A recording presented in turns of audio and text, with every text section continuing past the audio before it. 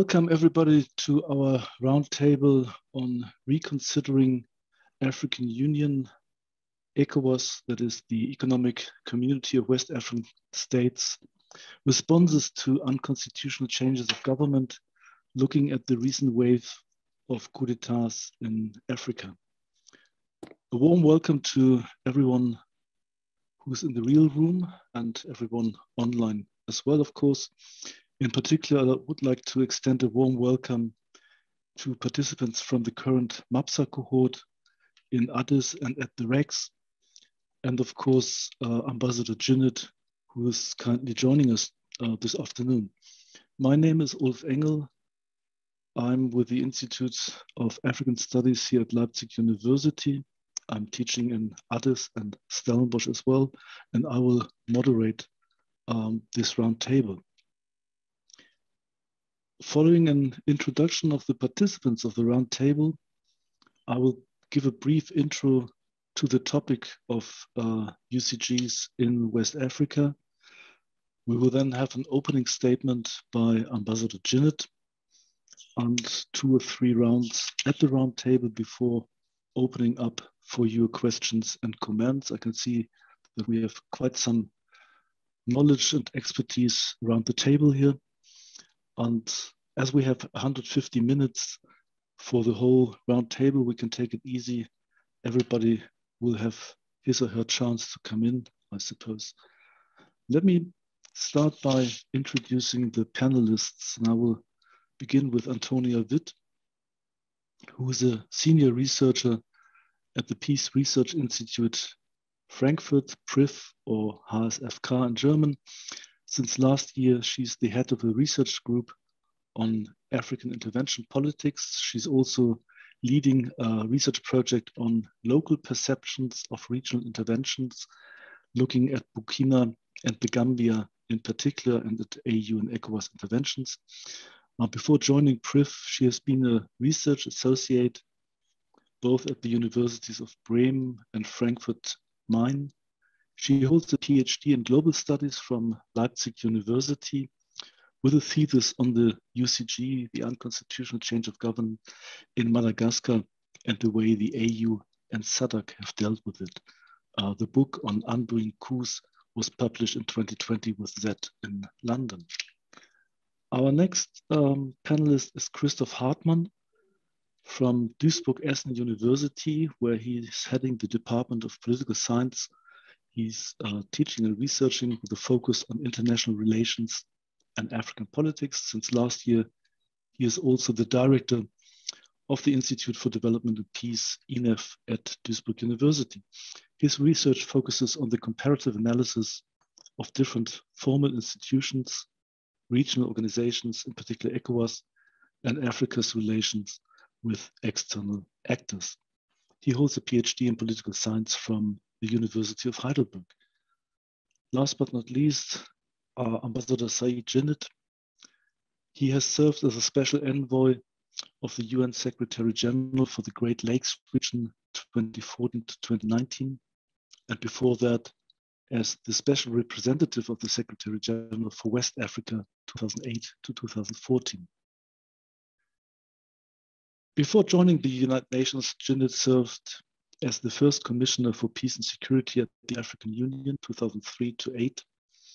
He also served as the Assistant Secretary General of Political Affairs of the AU's predecessor, that is the Organization of African Unity, from 1999 to 2003, and before that as a Chef de Cabinet of OAU Secretary General Salim Ahmed Salim for more than a decade.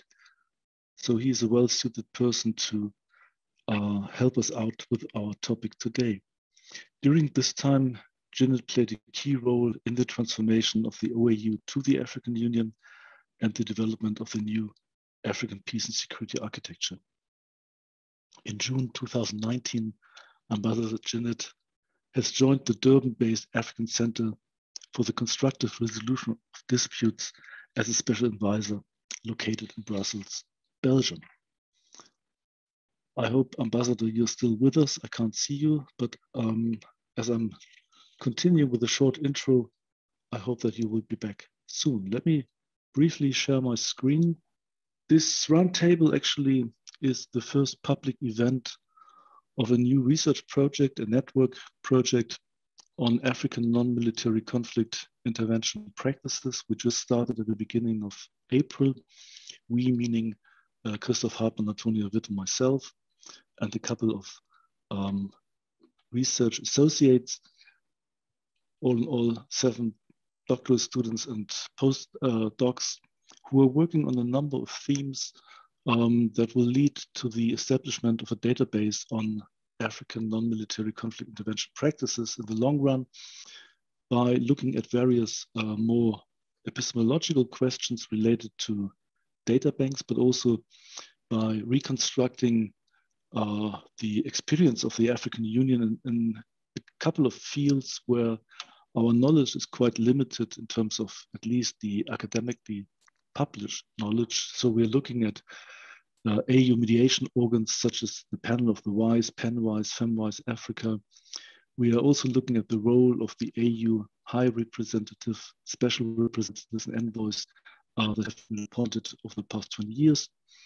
We try to get a better understanding of regional and national infrastructures for peace, particularly looking at ECOWAS, the AU, and IGAD. But we also try to understand the role of civil society in these interventions, and finally have a look at the political economy of African non-military conflict intervention practices. We have started in April this year, as I mentioned, trying to establish all that, achieve all that within the next 4 years.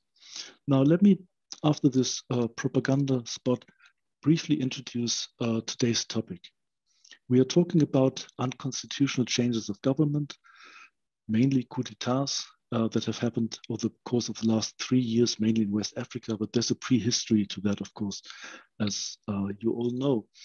And this is related to the development, a changing nature of violent conflict on the continent. Here you can see some data from the Heidelberg Conflict Barometer. I will keep it brief, but the main message here is when you're looking at those conflicts who have been classified as violent, the last 3 ones, violent crisis, limited wars, and wars, what you will see is a increase in the number and intensity of conflicts over the years, in particular of what we call violent crisis. And you can see the increase in particular after 2011, the so-called Arab Spring and the popular uprisings in Northern Africa, something that translated into a pattern of violent events over the Western Northern African region.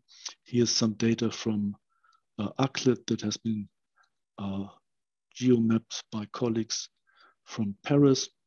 And what you clearly see here for the period 2015 to 2019 is a series of events that concentrate, of course, on Libya in the north, but then very much so on Mali, and going in recent years beyond Mali, Burkina, and other countries in the region, and of course, the threat of Boko Haram and other cases of violent extremism, terrorism in Nigeria and beyond, in the Great Lakes, Lake Chad region, sorry.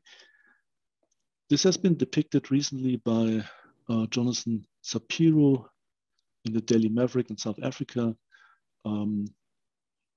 I'm not quite sure what his thinking about Ethiopia in 2019 was, but clearly you can see a stretching across the continent from west to east, from north to the center, a series of attempted and successful coups d'etats. If you look at it more closely, just taking the ECOWAS region, 16 member states, 7 out of 16 were affected in the last 2 years, but this goes a bit beyond that, last 10 years, by coups d'etats. Some of them successful, like in Mali twice in the past 2 years, like in Burkina and Guinea. And this is kind of the background to today's roundtable. And in the long run, looking at the emergence of coups d'etats since independence, since the early 1960s, you will note that this has become the dominant way of changing power, at least in the 1970s. And then we've seen a resurgence of coup d'etats since the mid-2000s, and in particular over the course of the last 3 or 4 years. Of course, this has been a major policy concern to the continent's institutions, primarily the Organization of African Unity, that has developed a policy script on how to respond to that and defined different cases of unconstitutional change of government. And Ambassador Jinnit has just recently published 1 or 2 pieces on that, recalling the history and providing some institutional memory and past experiences on how this was worked out. I will not go into details because he will talk about that in a few minutes. Just to mention that this number of definitions was added in an ambiguous way, discussing third-term presidential campaigns and manipulations of constitutional orders through the African Charter on Democracy, Elections and Governance in 2007, that became then effective in 2012. On the basis of these legal frameworks, the AU has developed a number of policy responses, starting from the chairperson of the commission condemning the coup d'etat up to the restoration of constitutional order and revocation of sanctions if imposed. And again, this is something that we will discuss in more detail. To which extent has that been implemented? How successful has the AU as an institution, as a political body been in that? How consistent has the principle been applied? And as you can see from this Accra declaration that was just passed a couple of weeks ago, the legal principles have been reconfirmed, of course, by the African Union, but at the same time, a number of critical issues have been identified in terms of the policy of zero tolerance vis-a-vis unconstitutional changes of government. This is very much about the compliance of the member states of the AU and regional institutions with AU and regional norms or lack thereof. This is also about the role of external interveners, the way that the AU relates to constitutional reform processes in member states, the very notion of what constitutes stakeholders in these processes, and also how far this relates or can relate to the topic of structural conflict prevention. Now, these are some of the issues that we would like to take up this afternoon. Clearly, we have a guest on the panel that is well suited to address these issues. As I indicated when I presented his biography, Ambassador Jinnit has been involved in these debates since at least 1989, has been part of the drafting teams of many of these legal instruments, and has been, as a politician, of course, been involved in trying to convince member states of implementation of these principles. So without further ado, I will stop the presentation here and give the floor to Ambassador Jinnit. Thank you very much, Professor. And thank you for your presentation, which is very helpful. So I would like to limit my presentation to some few remarks. First, the Lomé Declaration, as adopted by the OAU Summit in July 2000, in Lomé, obviously, included 4 cases of unconstitutional changes of government, as indicated in the presentation of Professor Ulf Angel. But the draft which was submitted to this by the Secretariat included a 5th one on the manipulation of constitutions to retain power. Unfortunately, this 5th case was removed by the Committee of Ambassadors just before the summit when we were in Lomé. This was very disappointing for us, especially as I was personally convinced that given the mood that was prevailing, was then prevailing among the heads of state, especially the leading heads of state at that time, the Assembly would have not removed that part. The 5th case of unconstitutional changes of government was restored in the African Charter on Democracy and Governance. You mentioned it earlier.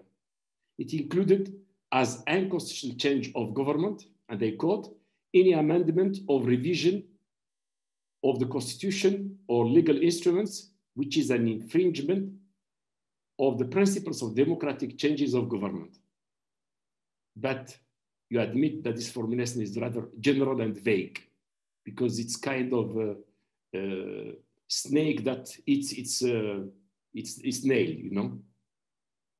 The fact is that neither this ambiguous language of the African Charter on democracy, election, and governance, nor the subsequent decisions of the Assembly related to unconstitutional changes of government did not prevent a number of AU leaders from manipulating their respective constitutions to retain power. For instance, in its decision 269 of the 14th Assembly of Heads of State and Government held in Addis Ababa in February 2010, the decision continued to use ambiguous and vague language, and they quote, the need for a comprehensive approach on the issue of unconstitutional changes of government based on zero tolerance for coup d'etat, but also for violations of democratic standards, the persistence and the recurrence of which could result in constitutional changes. My suggestion is that this fifth unconstitutional change of government be reformulated.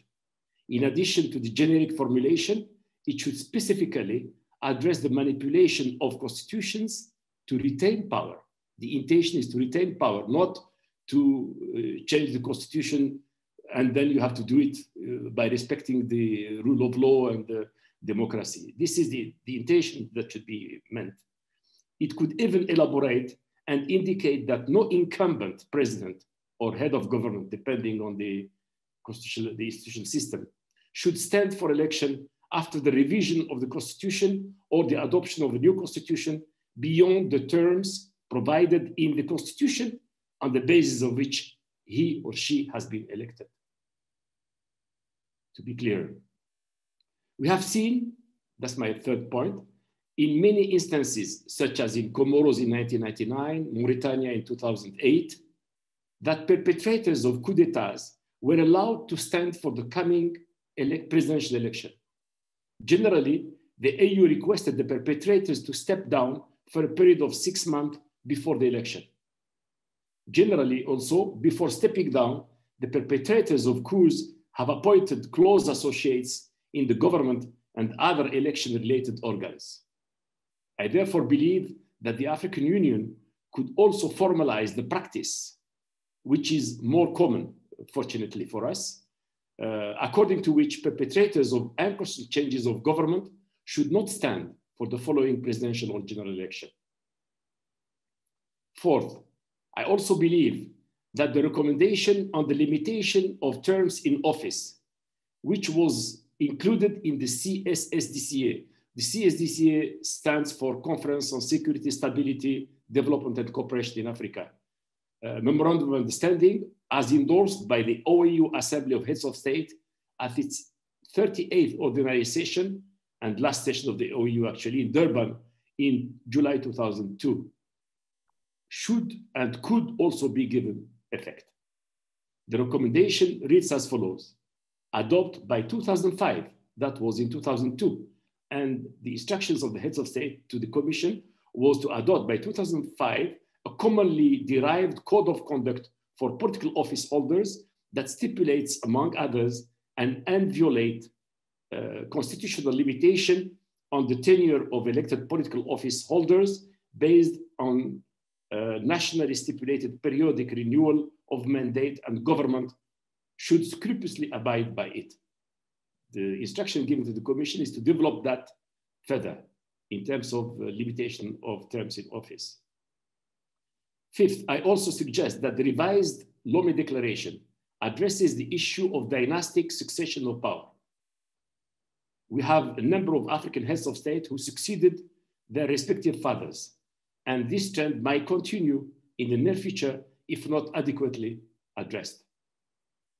My fifth point has to do with the much needed consistency, and you referred to that earlier, in the implementation of the AU policy.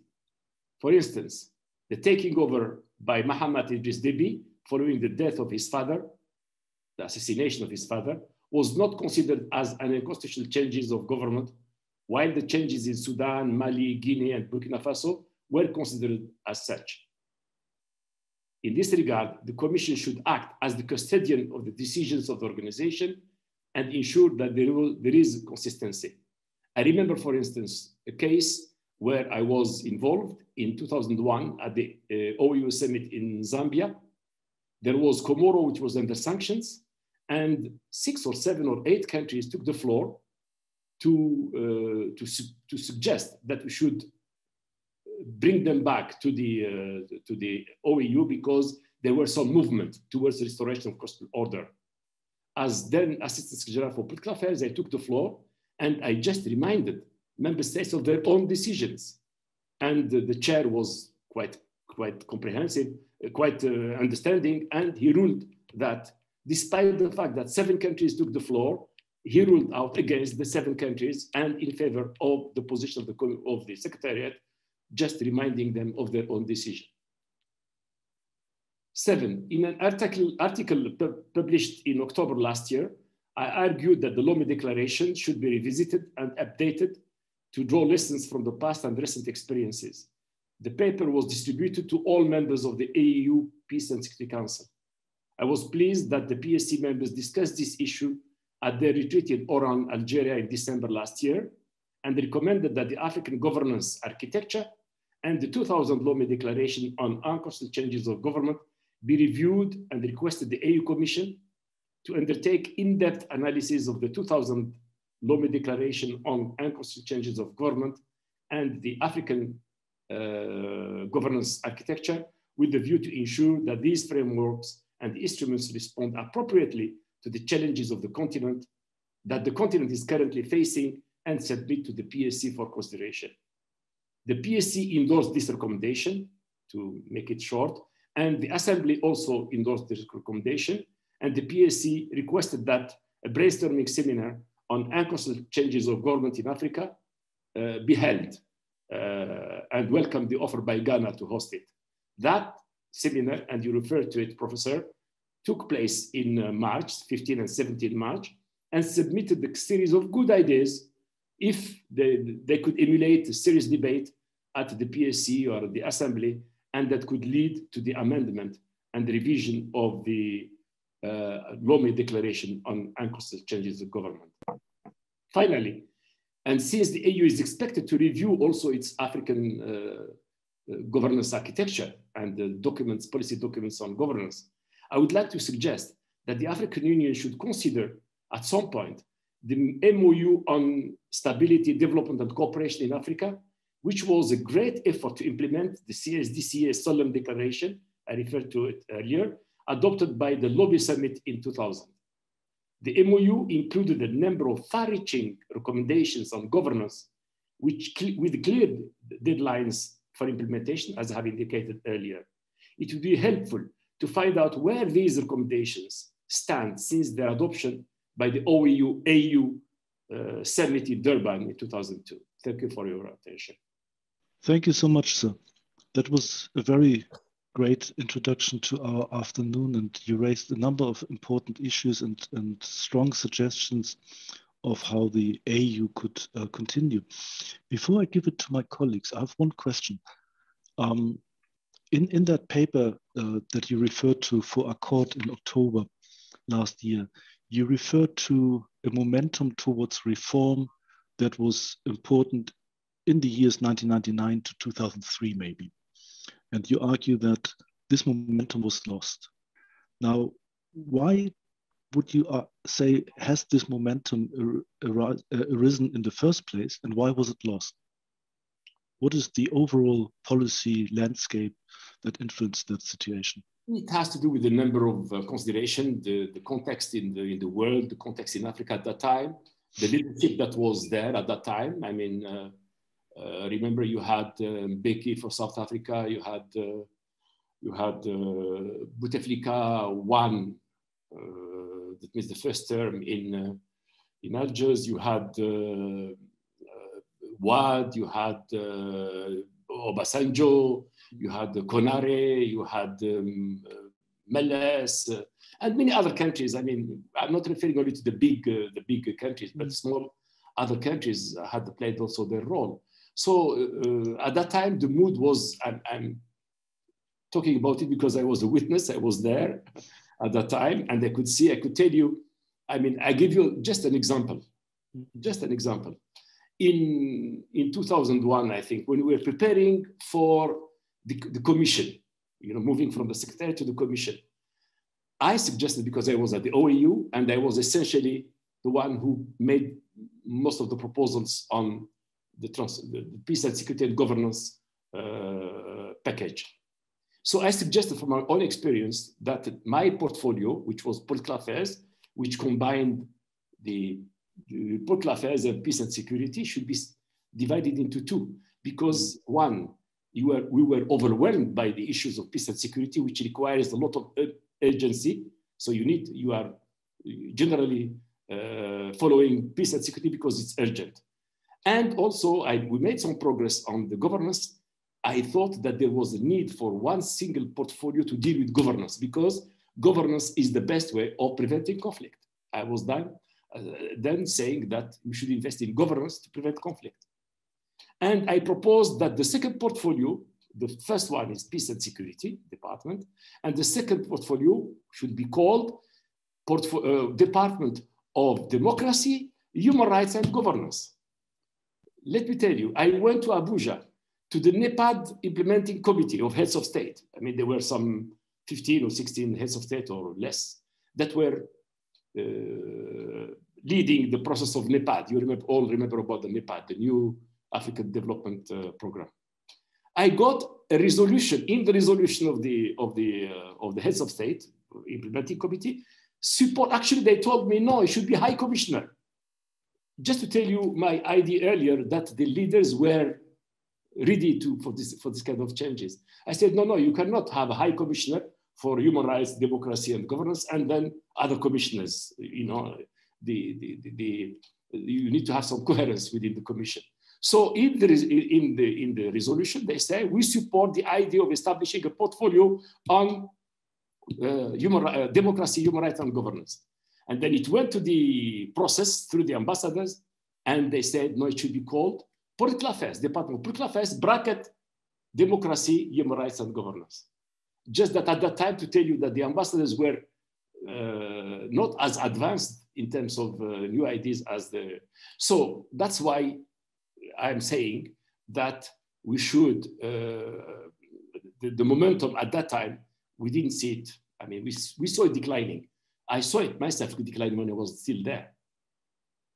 So it continued to decline, where to search for. And I sometimes think that some documents that we have adopted in those years, if you present them today, they may not be, not maybe today, but if you present them some years ago, they may not have been adopted as adopted in the late 90s and early 2000s.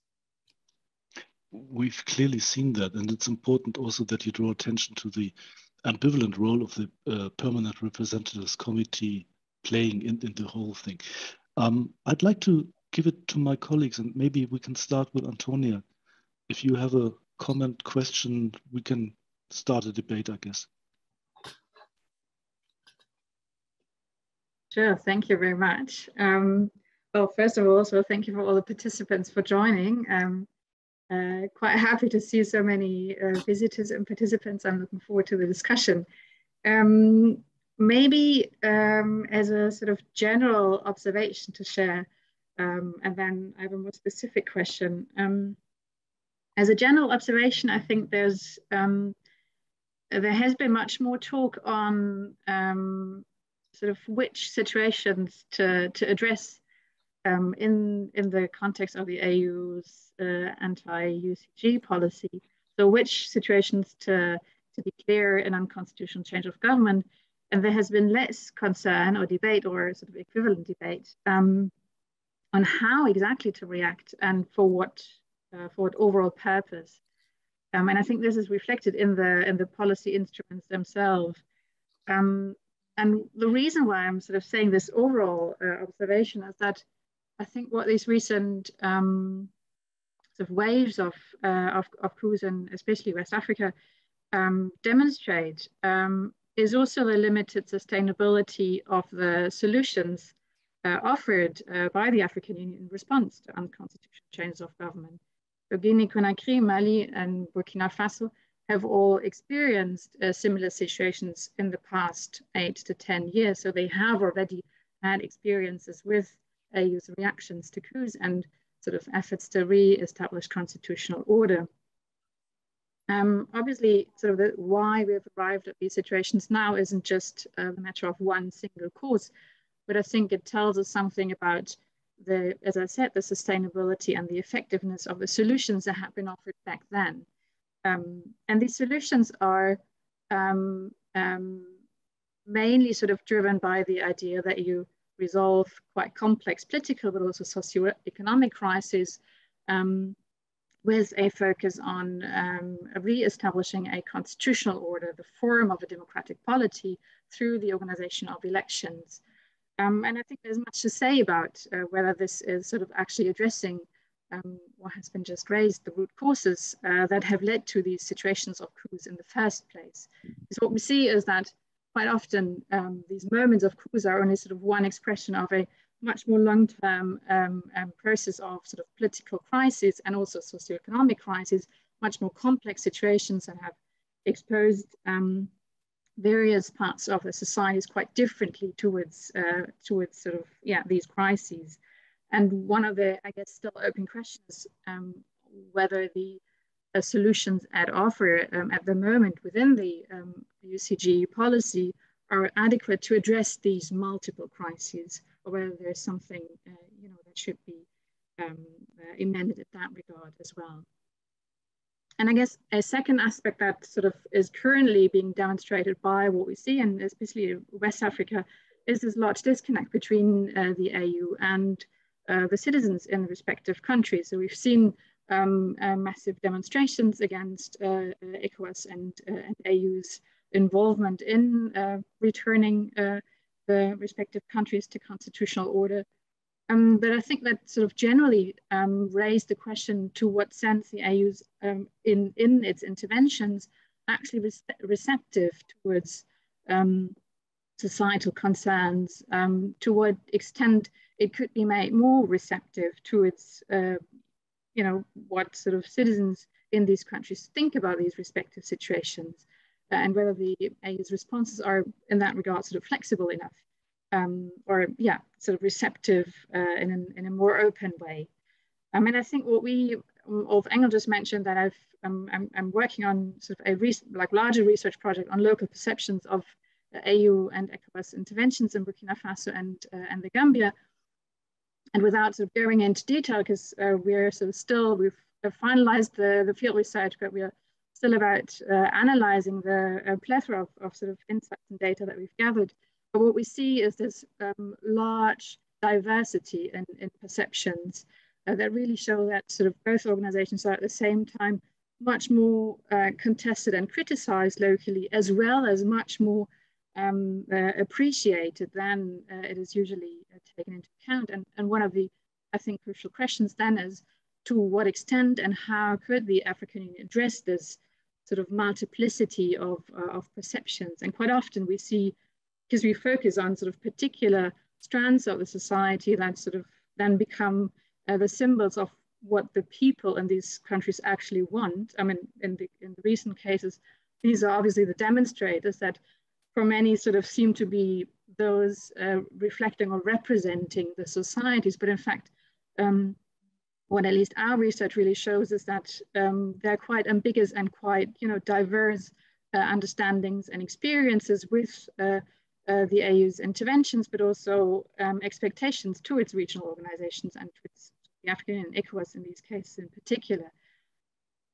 So one, I guess, still open question for the African Union really is if sort of the aim is to become more receptive towards people's concerns, the question really is, how could the AU develop measures to really sort of receive these great diversity, how to not only listen to those who are screaming the loudest and who are sort of especially linked to sort of elite circles anyway, but had to become more receptive of the great variety of experiences and then also expectations towards the AU's reactions to coups. So that's sort of, and I think still an open question, but something that has not been adequately addressed in this entire debate on the AU's reactions to coups. And I'll leave it here for the moment. Thank you. Thank you, Antonia. Ambassador, would you like to take it up? The issue of the solution going for elections only, and the other point of the gap between interventions and different varieties of opinion on the ground. Well, it's a quite complex issue, you know, because obviously election by themselves do not solve the problem. But even democracy is not the mere, the fact of holding election does not mean that you have democracy. I always, from the days I was at the African Union, I was saying that we should develop a culture of democracy.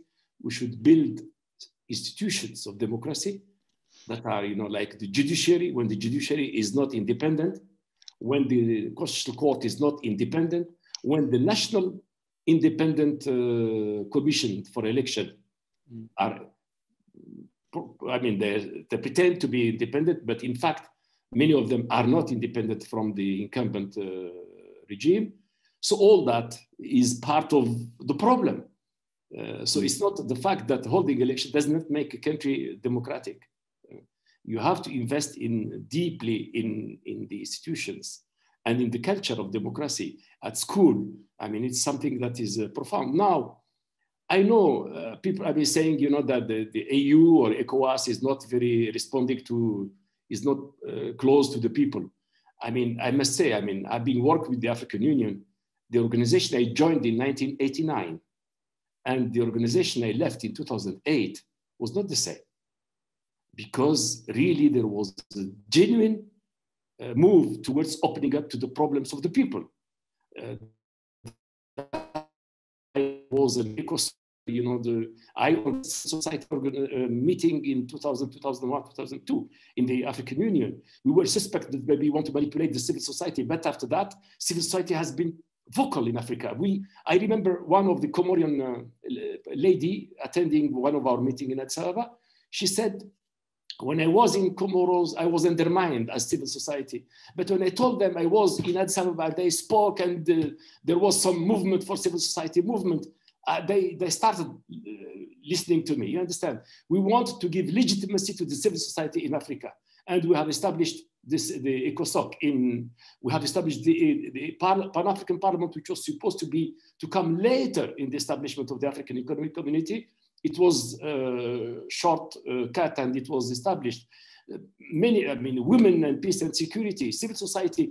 I was talking when we wrote this lobby declaration, I sought the support of African Leadership Forum, which is a civil society organization, a think tank from Nigeria. And I remember when I brought them to the central organ, at that time it was the central organ, not the Peace and Security Council, when I invited them to join me at the meeting because they had to take part. I remember some delegations, including the Sudanese delegation, took strong exception, say, what is this organization of civil society doing? That was, we are talking about 1999, 2000. And then we have been working closely.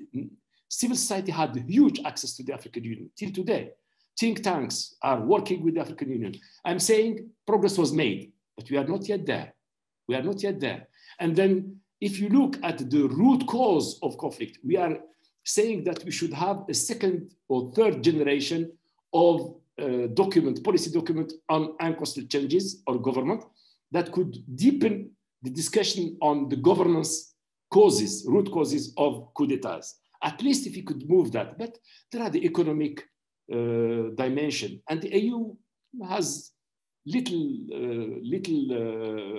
impact on changing immediately the economic situation of Mali or Burkina Faso, or even the case of terrorism has been evoked in Burkina Faso for the coup d'etat. But to be fair, you know, what these people are doing better than the other regime is doing in terms of fighting the terrorism. You understand? I could say something elsewhere.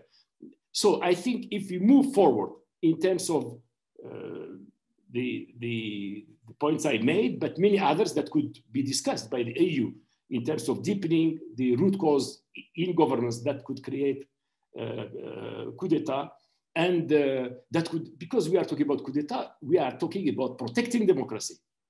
Actually, we are making protections for democracy to nurture, because we know that for democracy to nurture, you need a number of things to be done to guide it. Otherwise, the other option, we leave it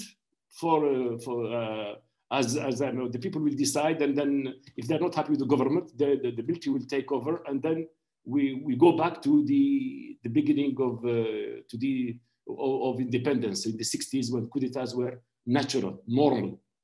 We have moved from that. We are saying we have embraced democracy. Democracy, human rights, and good governance is in all documents of the AU. We cannot backtrack on that. The only solution we have is to move forward on trying to protect democracy as much as we can. But the protection is maybe not sufficient, not exhaustive, and then we move to another generation and the generation, and hopefully we'll manage to get democracy in place at some point.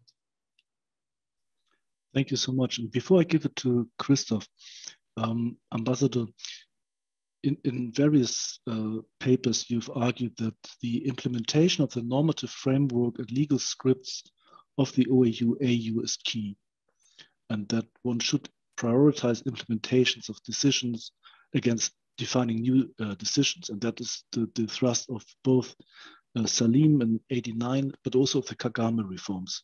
Yeah.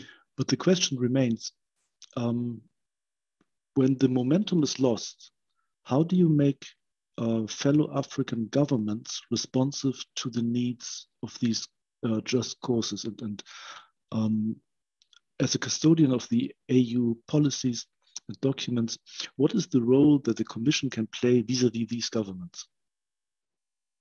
Well, I said, you know, the strength of the Commission.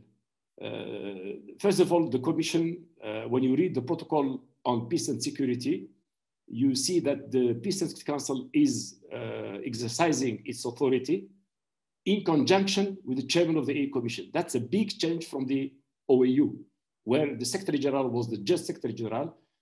The only relevance of the Secretary General is by his or her proposals, you know, and Salim was very relevant in my view, because he has always made proposals, you know, for change. He was always trying to adjust the organization to the aspiration of the people. That's why we are trying, obviously. So yes, we have been. That's. I'm sorry. Could you? I'm lost.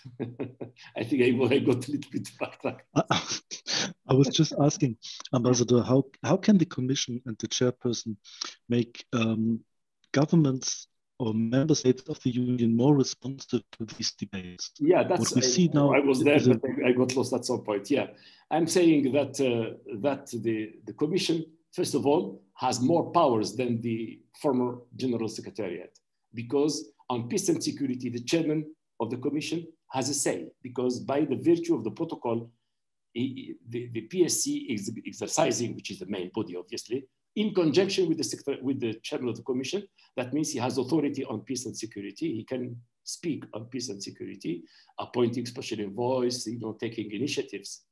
So I think the strength of the Commission is, one, the proposal. When I was at the African Union, at the OAU, I was saying the strength of proposals.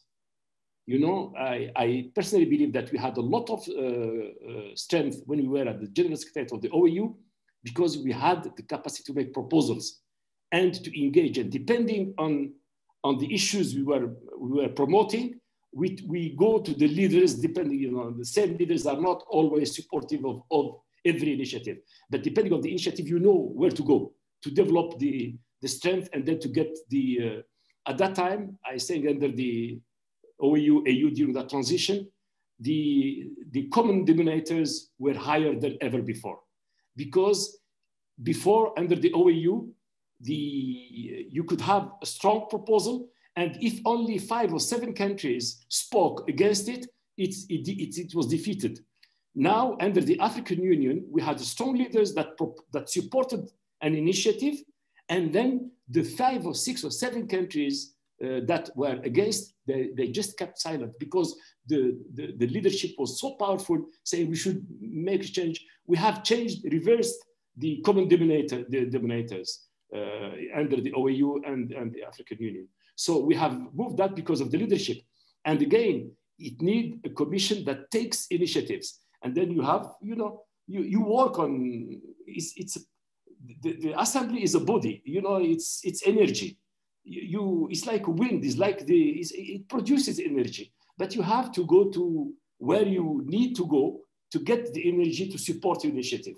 And the energy might not come always from the same corner. You have to get, when you have to talk about women, the leaders that you have to approach to get initiative of women. We have to go peace and security, you know where to go. When human rights, you know where to go. And then from there, you develop strength, and then the strength cannot be opposed because the others, they feel that they're not on track. That's how I'm saying first is the power of initiative, the strength of the initiative, and then the strength of custodian. And I can give you many of other examples of my own experience where we stood as commission or as general secretariat, and there is a common sense saying, well, we have decided, so we have to follow the advice of the commission. So that's the way of impacting on the changes and the progress in the continent. That's how we did it, and that's it should be done. There is no other way anyway. Because otherwise you are just a commission, you are just a general secretariat. Despite your initiatives, you are still there. You cannot play the role of an assembly. You are not an assembly. I was just thanking Ambassador for this optimistic interpretation of how to play the institution. Christophe, would you like to carry on? Yeah, so good afternoon from my side. And it's a pleasure to be with all of you this afternoon. And many thanks to the Ambassador actually for sharing his experience and knowledge with all of us. So I think the topic we are discussing is indeed very important, and I think it has a deep impact on the politics of many African countries. So I think there are many aspects that we should and could deepen. And now maybe for this first round, I would limit myself to 2 points. One is I would like to come back a little bit to the important aspect of term limits that you were mentioning in your talk. I think it is indeed very interesting, from an academic perspective also, how this clause has been appeared and disappeared in the history of thinking about the unconstitutional change of government. And now what you were proposing was actually to be much more firm with regard to manipulations of constitutions. But the question I would have is what exactly qualifies as a manipulation of a constitution, and whether you would see actually the African heads of government and state formally qualifying something as a manipulation of the constitution, what their colleagues are doing in some of the countries. Because I think for nearly all of the cases we know, we also see lawyers, institutional lawyers, constitutional lawyers, defending what is happening in terms of the constitutions and legal norms. So manipulation is a very strong word. I think probably there's no need to recall the different cases that we have seen now throughout the last 2 decades. But Ouattara rewriting the constitution 3 years before the election, actually constitutional courts that allow candidates to stand again in elections, like with Watt. So I think one thing would be to have a clear norm or rule being comprehensive enough to cover the different ways actually incumbents try to extend their rule. The other question would be how we could make this operational, so to say, because I think for coup leaders, it is clear a coup leader cannot well, probably even he can try, but it's much more difficult for a coup leader to claim he's not a coup leader. But actually for incumbent presidents who invent, or let's say if you take the case of Kabila, who just delayed elections for years. I mean, technically, he was even not changing the constitution, but somehow he was managing to stay in power. So I think we end up having a very long list of an inventory of situations that would probably or could be qualified as an unconstitutional permanence or not change of government. So I mean, what would be your take? I mean, how should actually these organizations deal with these situations? I mean, do you think there should be a specific tribunal or court that should assess this? And in terms of the attempts to rewrite the protocols, I mean, do you see more fundamental opposition from some heads of government, or do you think it is more exactly this question of the framing of these rules that is the main obstacles? Because probably most heads of state would not, I mean, probably they would all claim that they are not involved in any form of open manipulation of their constitutions. So this would be one point, and maybe you could elaborate a little bit further on this, how you see the way forward for the African Union to not only maybe create stronger rules, but also whether you have what would be the best strategy actually then also to implement these rules. The second point is about overlap between RECs and the African Union. So you were speaking about the inconsistencies, and you were also comparing, let's say, Chad with Burkina Faso, Guinea, and Mali. So could the answer to this puzzle of, let's say, a differing way to deal with these crises also lie with the different competencies of RECs? So that maybe in West Africa, ECOWAS just has a much stronger role in terms of having developed own norms and policy and rules and capacities, while in Central Africa, there is not a similar commitment and maybe also not a similar set of norms.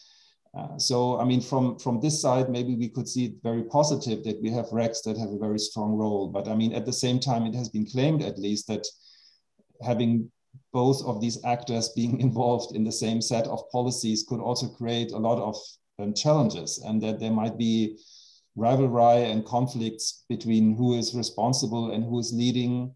So, I mean, looking at these more recent cases, maybe of coup d'etats, do you see a harmony between ECOWAS and AAU in the way these crises have been dealt with? Thank you very much. Well, too much for me. Eh? I don't know from where to start, to be honest. Yeah. First, maybe I start by the last one because it's clearer it's still fresher in my mind.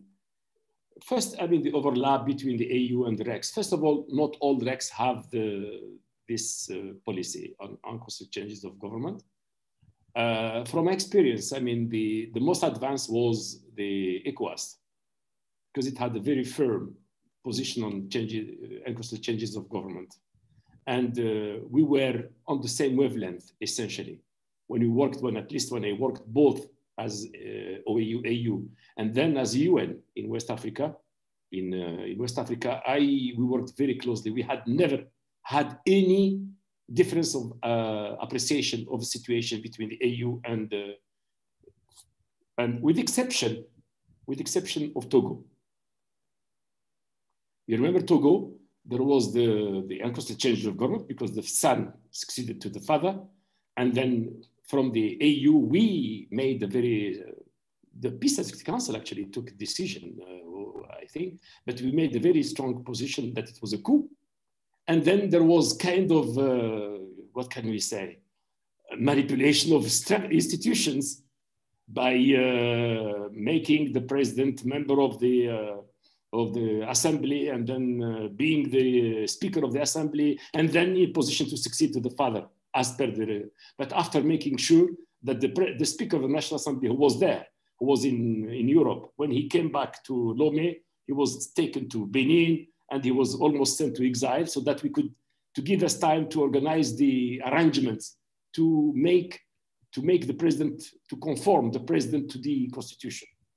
A kind of another subtle manipulation of the facts there to conform to the constitution.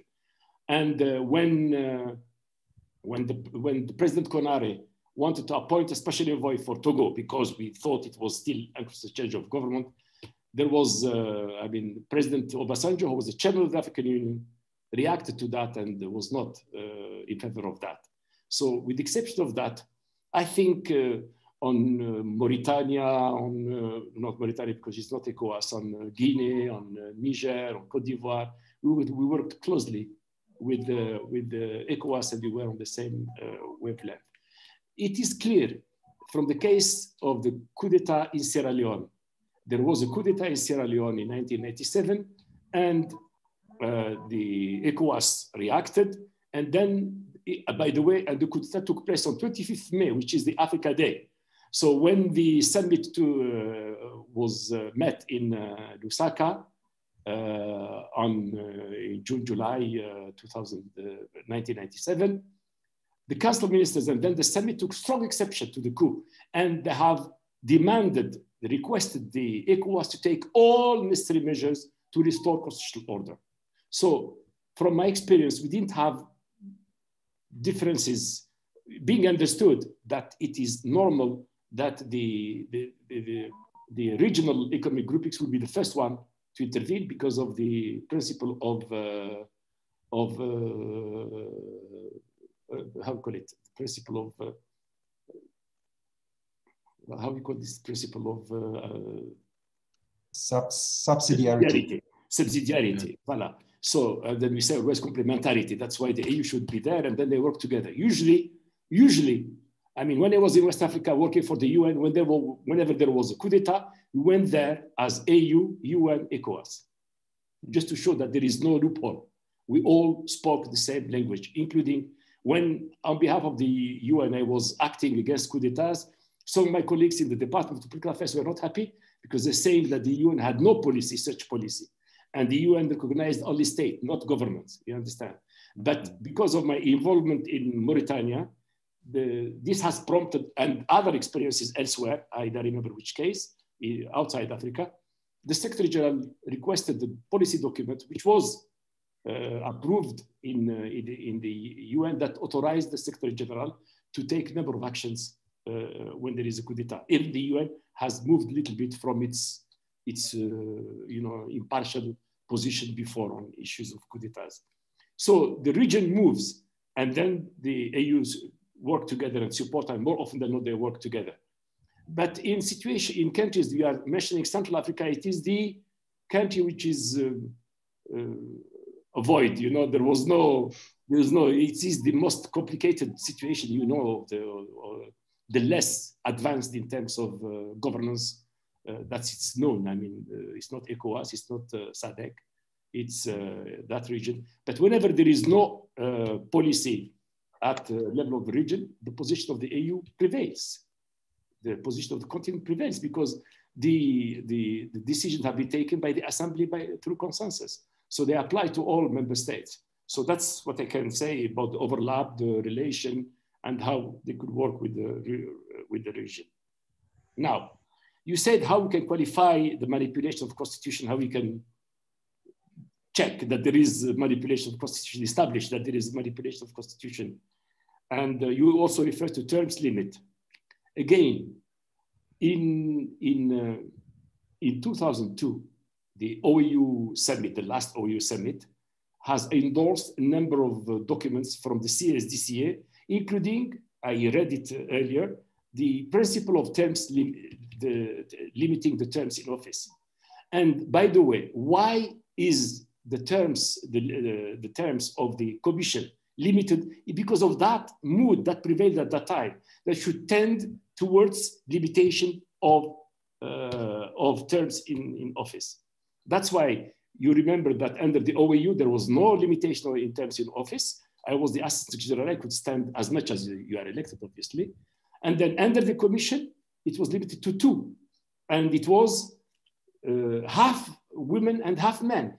it was the example to show to, it was the example that we are showing to the member states. The member states are showing themselves actually, because decisions are by the assembly, saying member states should aim at having limitation of terms and having also half-half, I mean, gender balance in the government. That was the example that was established by the assembly itself for the member states to follow. But we didn't, that's why I'm saying the governance portfolio has not been developed further, because there was a lot of work to follow on this. I mean, because you need to remind member states, you have taken this position, you should, the position I read, the provision I read earlier was by 2005, the Commission was supposed to propose what we meant by limitation in terms of office, but it was visibly was not done. Again, lack of implementation. So that's why I'm suggesting that we should revisit that and to give effect to that decision of Durban. And then, of course, it will require some discussions. I don't know whether they will be able to make it or not, but I'm saying that it's time to discuss that. Now, how to qualify? You know, you said the lawyers will, you know, the lawyers will always, when you take a political position, the lawyers will be divided into two. You know that very well. You have lawyers who say it's, especially the constitutionalists, they're specialists of manipulation of ideas, not of constitutions. So you have a political stand, and then you have some people, some lawyers will say that's doable. The others will say no, it's not in line with the principle of this and this and that. So we are looking for political position where the incumbent president that manipulates a constitution with the objective of staying in power should be considered as a constitutional change of government. I'm sure the lawyers will support this idea, will find the right formulation and the right words. Maybe manipulation is too excessive, but we are saying manipulation. I remember, I think in the 1999 draft was manipulation. We used the word manipulation, but maybe you could find some better legal term that refers to manipulation, that says it's up to the lawyers to give us a draft that protects us as long as it covers that. If you change the constitution and then you say now this is a new constitution I can stand, you are in default. You are faulty.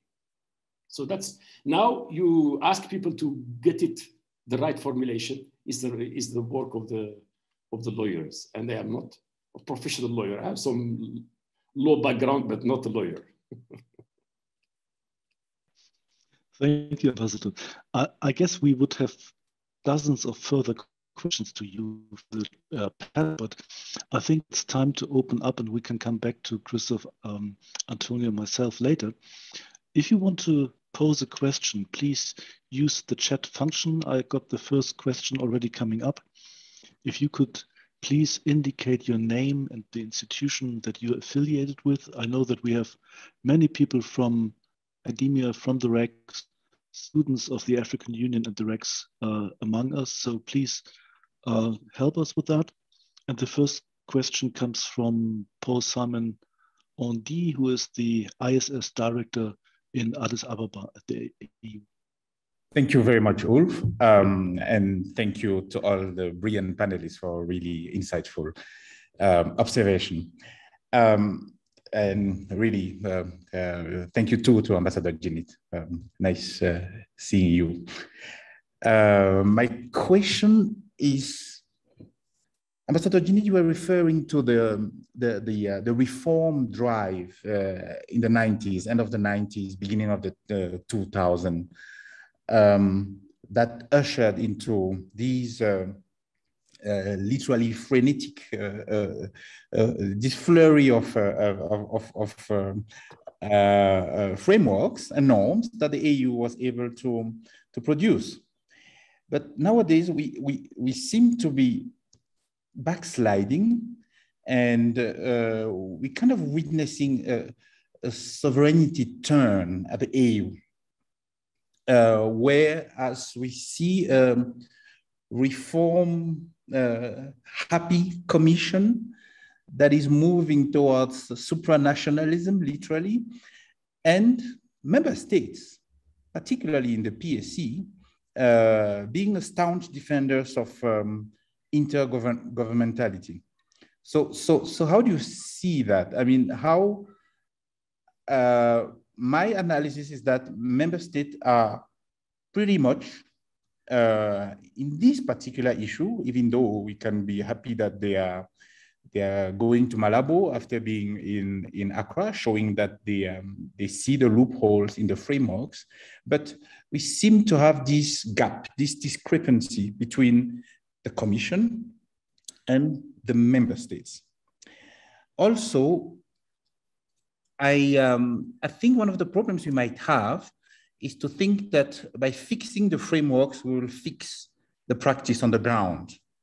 And that takes me back to the question of the member states. I mean, we can have the best frameworks, but if the PSC members resort to different interpretation, to inconsistency in first recognizing unconstitutional changes of government and being consistent also in applying their own rules, then that does not bode very well. The question of prevention to me is the real issue. And this we have to do here with a long-term perspective, governance perspective, as you rightly stated at the end of your first statement. So it's about governance, it's about really long-term perspective, not about reaction as such. We should prevent coup from happening, not necessarily have to deal with them after they've happened. So thank you. Ambassador, over to you. Well, I agree with you, my brother. I mean, I have been saying even earlier, I mentioned that, you know, you need to have a framework and then it needs to be implemented.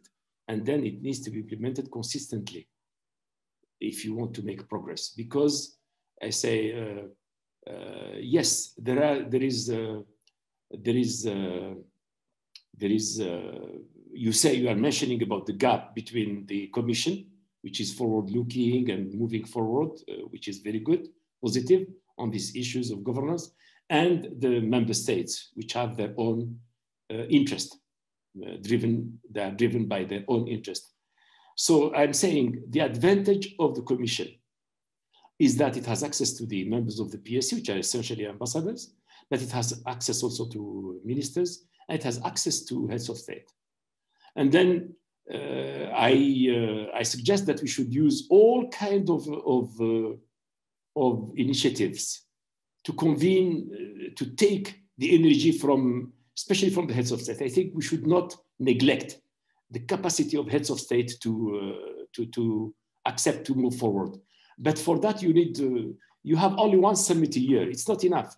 But you could go and talk to heads of state, and then one of the heads of state can take the initiative, you can suggest something, and then one of the state can take the initiative, and then others can rally behind it. You could also have a retreat with a certain number of heads of state and then expand.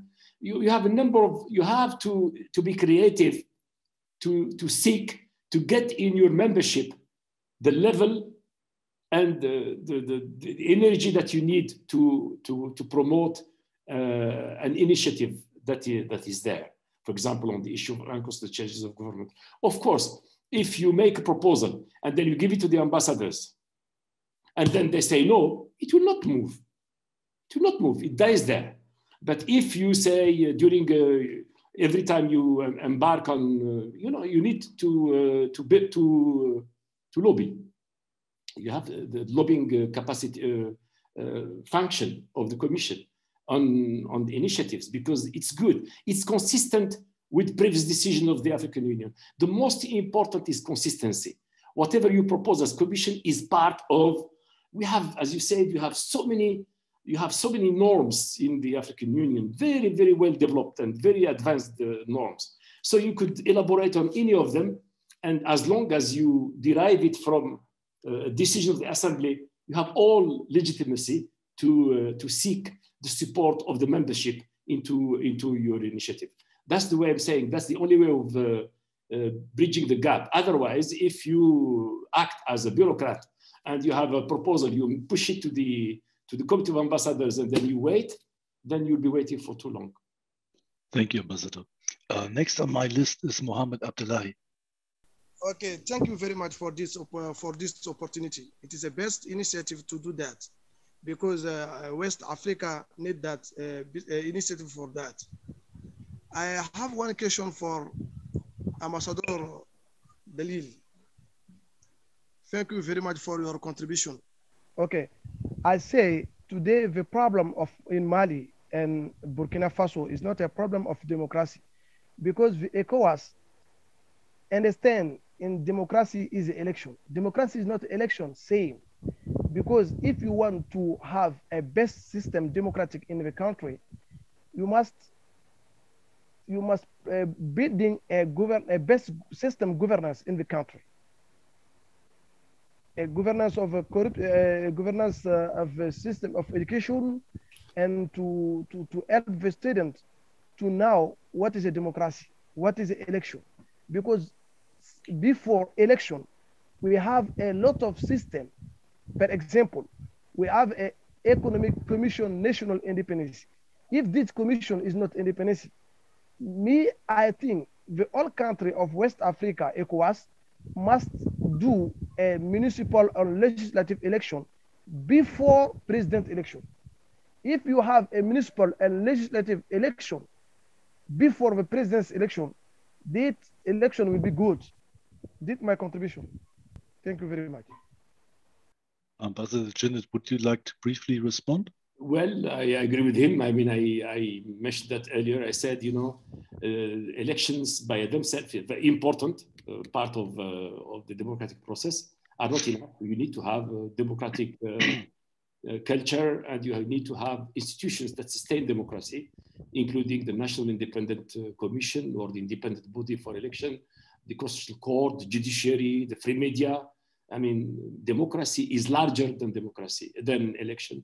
I agree with you, but election is central to democracy also.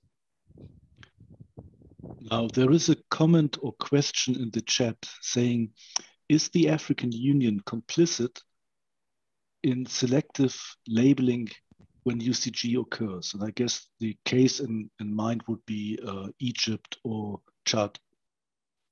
What is the question? Is the African Union complicit through the selective labeling when UCGs occur?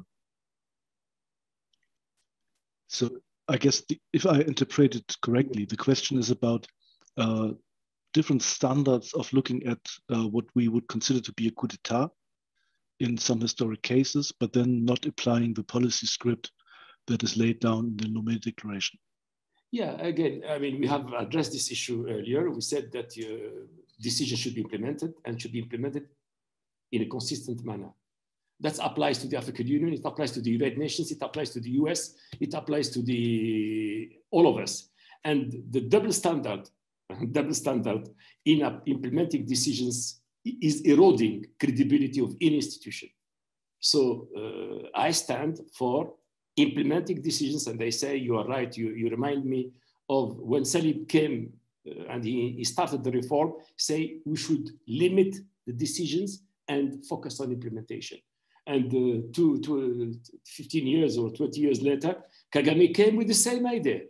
We should limit the decisions and implement the decisions. You better have few decisions that you fully implement than rather having thousands of, which is the case now. We are overwhelmed by decisions, and especially at the time when the AU had 2 summits a year. A summit will give you a number of decisions to implement, but report by the next summit, which is 3 months. How can you seriously implement something in few months? I mean, a year is the minimum time for any implementation of a decision, minimum. Some of them may require more time. So this is how I look at this question.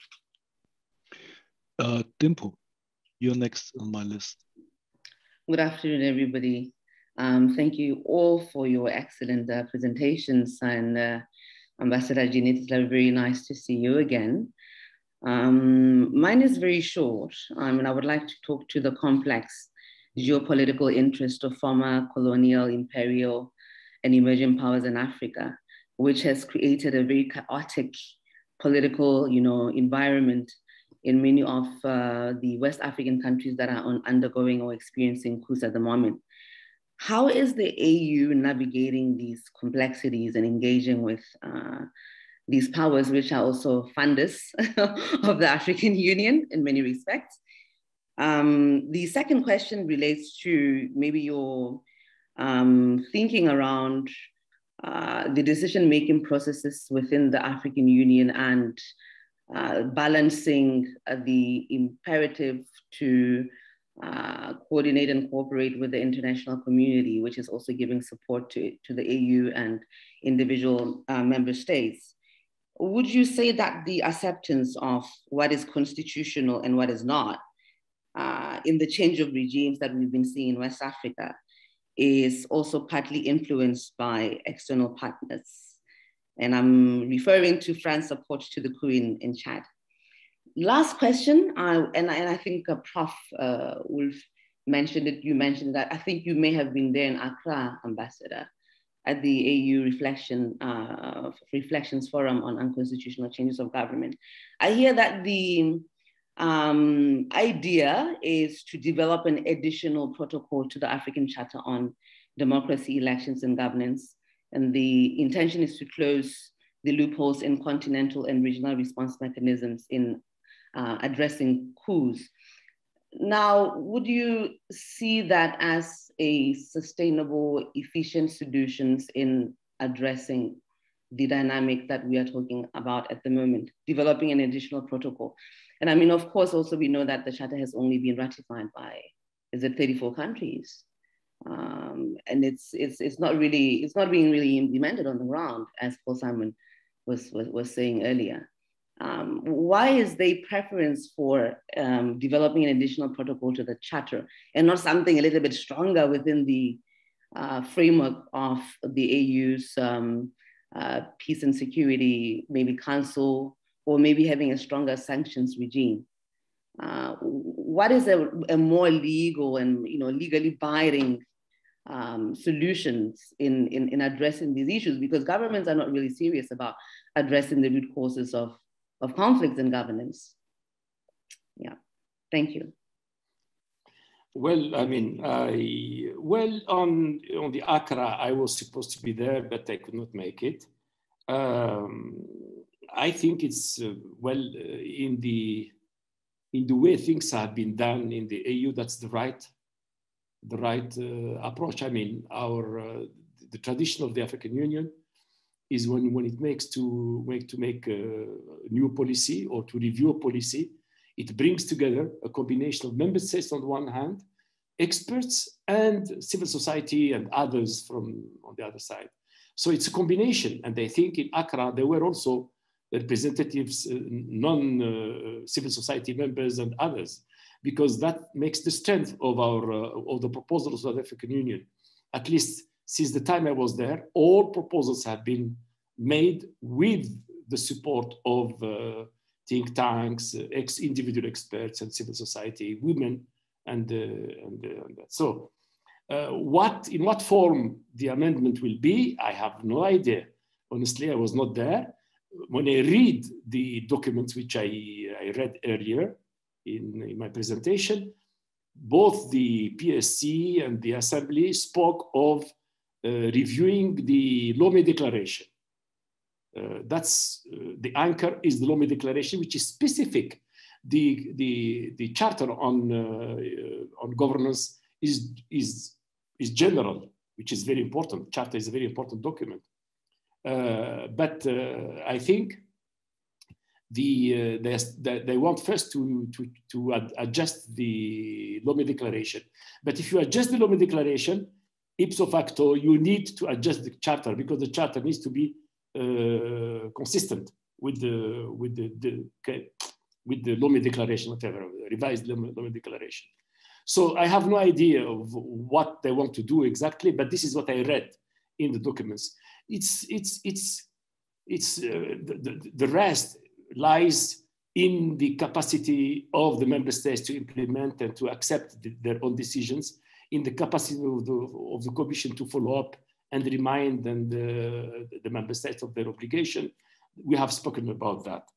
In terms of your first two questions, which are related, of whether the African Union takes its own decision independently or under influence of partners, because there's like the European Union, I guess, which are supporting them, or former colonial powers. At least I can speak only of when I was there. When we were there, I think we were essentially driven by the African arguments and African considerations. Of course, you don't work in isolation. You have the UN, you have the EU, you interact, and we work closely, but the decision-making process was exclusively African, at least from my own experience, and I know what I'm talking about. Thank you for that. And before I take the next two questions from the chat, we have an audience which is in the conference room. If there is anyone who'd like to raise a question, please indicate it to Camille, and then we can make your question as well. Yeah, thank you. Now, regarding the chat, maybe Semenu, you can raise your question to Ambassador Djinnit. Or shall I read it out? Okay, there is one question from Semenu asking about Article 4H of the Constitutive Act. Yeah. It says that there is a right to interfere, but not an obligation. And of course, that is a difference with lots of implications. Do you recall the debate on that particular phrase? Well, yeah. Because maybe the right is stronger than obligation. That's why we use the right rather than obligation. Because this is a very important aspect of the African Union, which we call the DNA of the African Union, which is what we framed or proposed as the principle of non-indifference compared to the principle of non-interference that is very much there in international relations, whether it's the UN or the AU or any other institution. Say, while this principle of non-interference remains pivotal in international relations, obviously, especially when it comes to action by individual member states, unilateral action against any other country.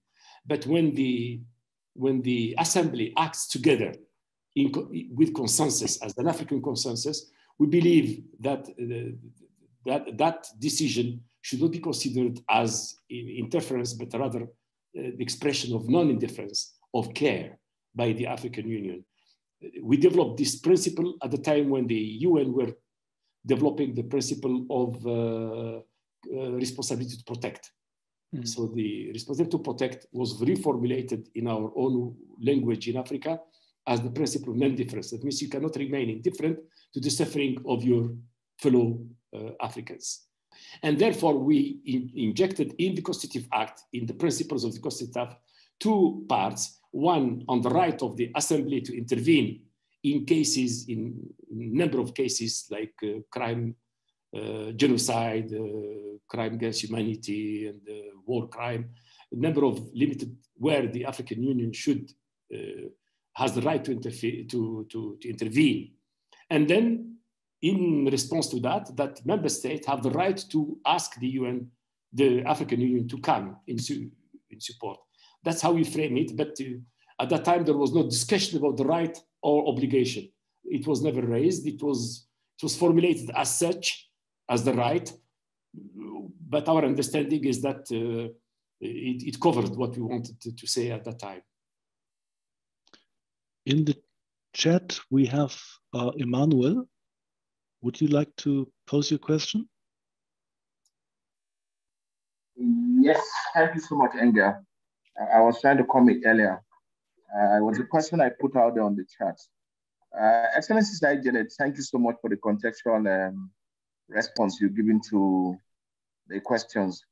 that have been raised thus far, and the reactions from the two discussants with you. I do appreciate them. But I wanted to start getting into solutions because of the institution I work with. Excellency, I know you have a lot of experience around the international contact group and how you've used them in the past to address post-unconstitutional change of governments. I wanted you to give more insight on that and how you suggest, if in the context of what we have in a particular region in the continent today, if that would have been very advisable and been a better approach to adopt to address the situations that are happening and are evolving within those three particular countries. I say this because of the experience you've had with international contact group. And I also say this because in those international contact group, with some of the responses you've given thus far, you express a close collaboration of working with the REX from the UN side. But I don't think that's the same with the AU, because with the AU and REX, there's always a struggle based on the principle of subsidiarity. The AU might even go inside and complicate issues. And you did mention one, and you gave an isolated case, and I appreciate that part.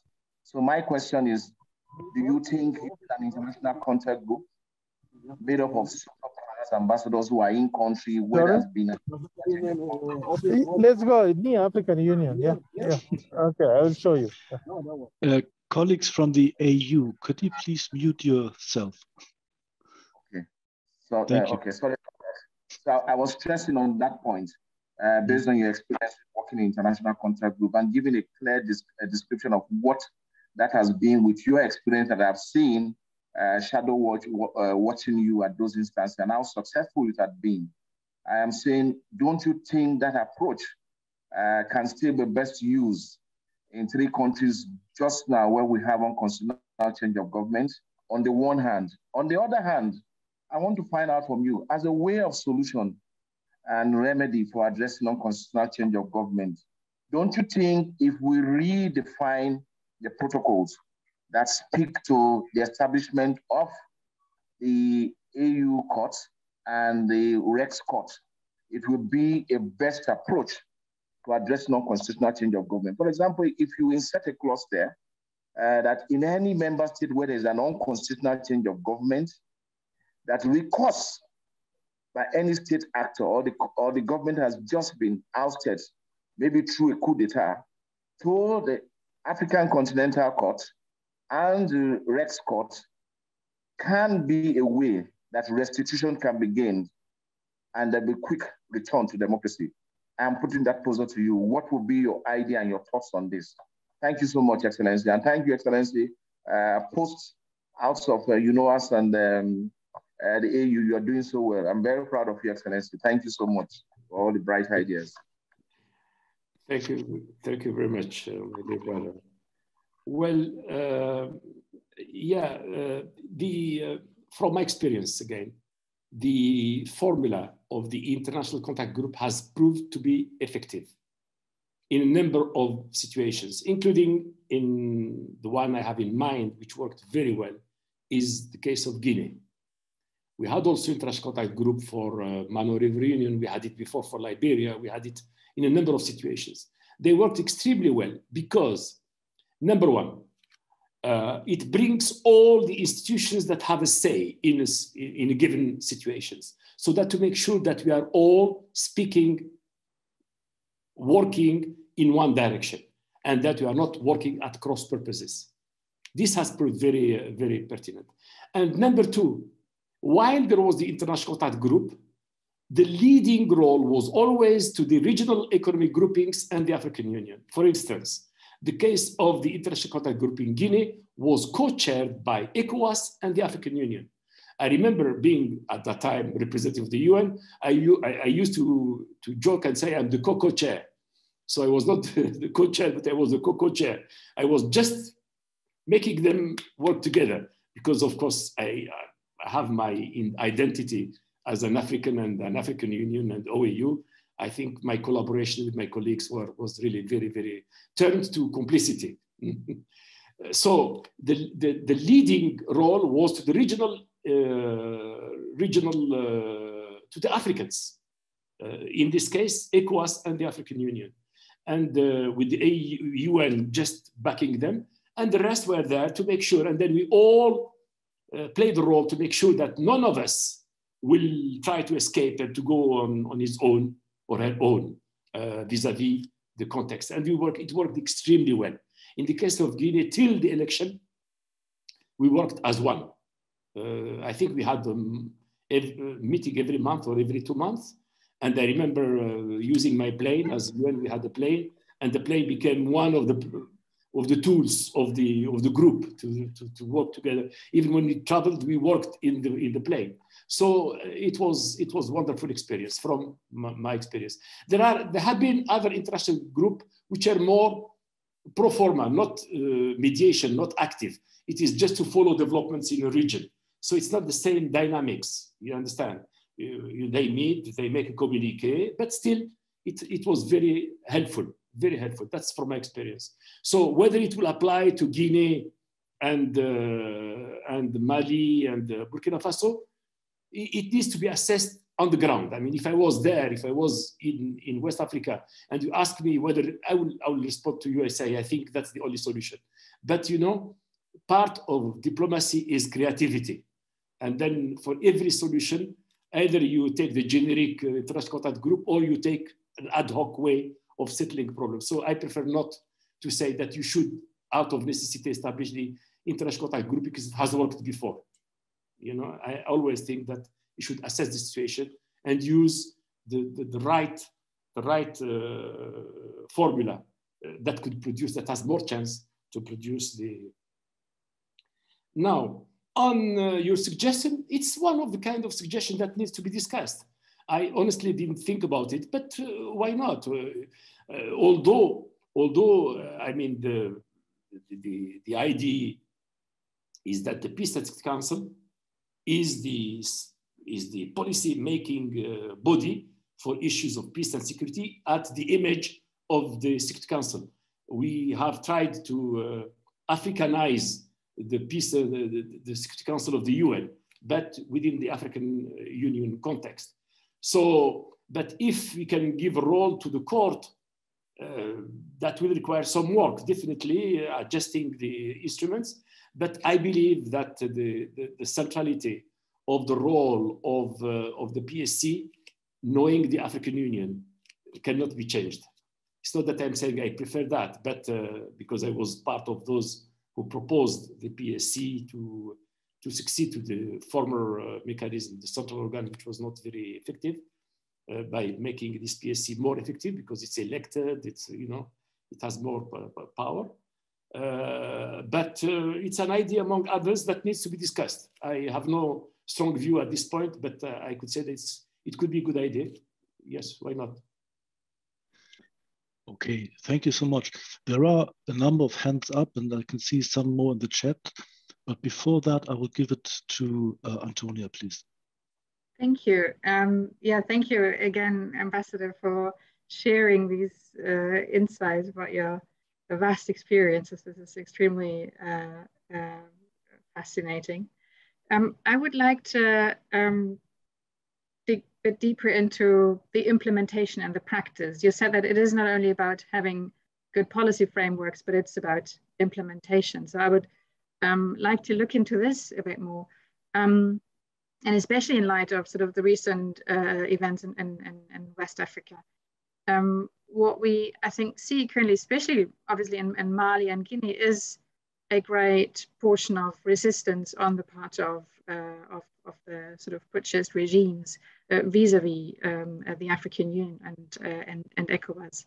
And so I think this, in terms of sort of implementation and implementing the policy framework, raises the question of what really are the African Union's powers, compelling powers, convincing powers? I don't know, they could take sort of very different forms, but what really are these powers in light of these obvious resistances? Thank you. Well, the power of the African Union or the ECOWAS, for instance, is there to some extent, but it's not infinite. It's not. We are not in a federation. We are not in confederation. We are in an intergovernmental organization. You understand? So if a country does not want to cooperate, there is not much the African Union or ECOWAS do, then one, sanctions, two, persuasion, through engagement and using other, diplomatic persuasion by getting, the way you do things, to put pressure through people who have access to them. And the sanctions is a very difficult tool because it can isolate country, but it could also isolate a people it could have some impact on the people, which is not good. You understand? That's why I say we should, as much as possible, avoid reaching a point of drastic sanctions that could affect the people, because then you have the contradiction where the AU or the ECOWAS is perceived as not being careful, caring for the people they're supposed to represent. You understand? You enter into a situation where you're in contradiction with your objectives that's serving the people of Africa. So it's a kind of driving, you have the brake and you have the accelerator. How to play it is, you have to, the only thing is that you have to lead your car safely to its destination. That's how can I tell you, you have to be there to see when you need to stop, it's question of assessment. It's difficult for me to say how from far. You need to be there. When you are there, you know exactly how you could dose the tools you have, not to keep the most important, and I see that both in the case of Guinea, Burkina, and Mali, the contact is still there between ECOWAS and the countries. It's not cut off, So as long as there is that, there is a possibility. For the rest, I think we come back to the old story. Number one, there is a kind of disillusion of democracy because because people in the 90s, 2000, we thought that democracy will solve all our problems. And democracy is not solving all our problems. That's something that we need to address. And not alone as Africa, but also with our partners, the European Union and other partners, how we can solve the problem of development of Africa. The second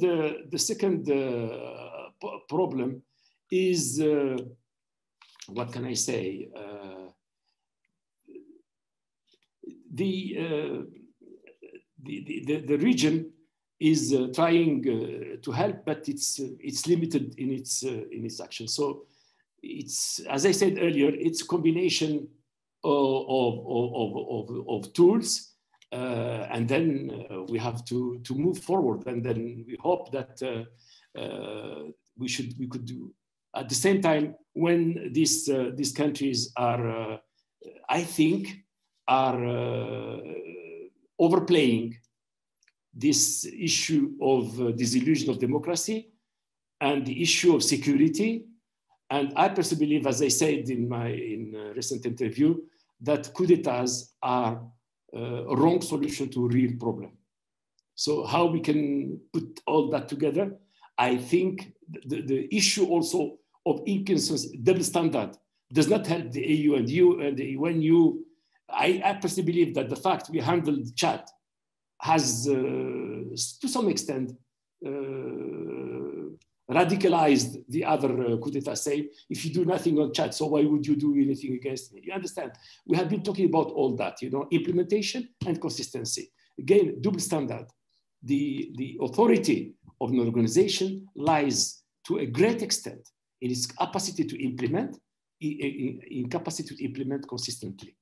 And then other problems are there that requires more time to address. Mm-hmm. Thank you for that. Abraham, you're next. Thank you, Professor.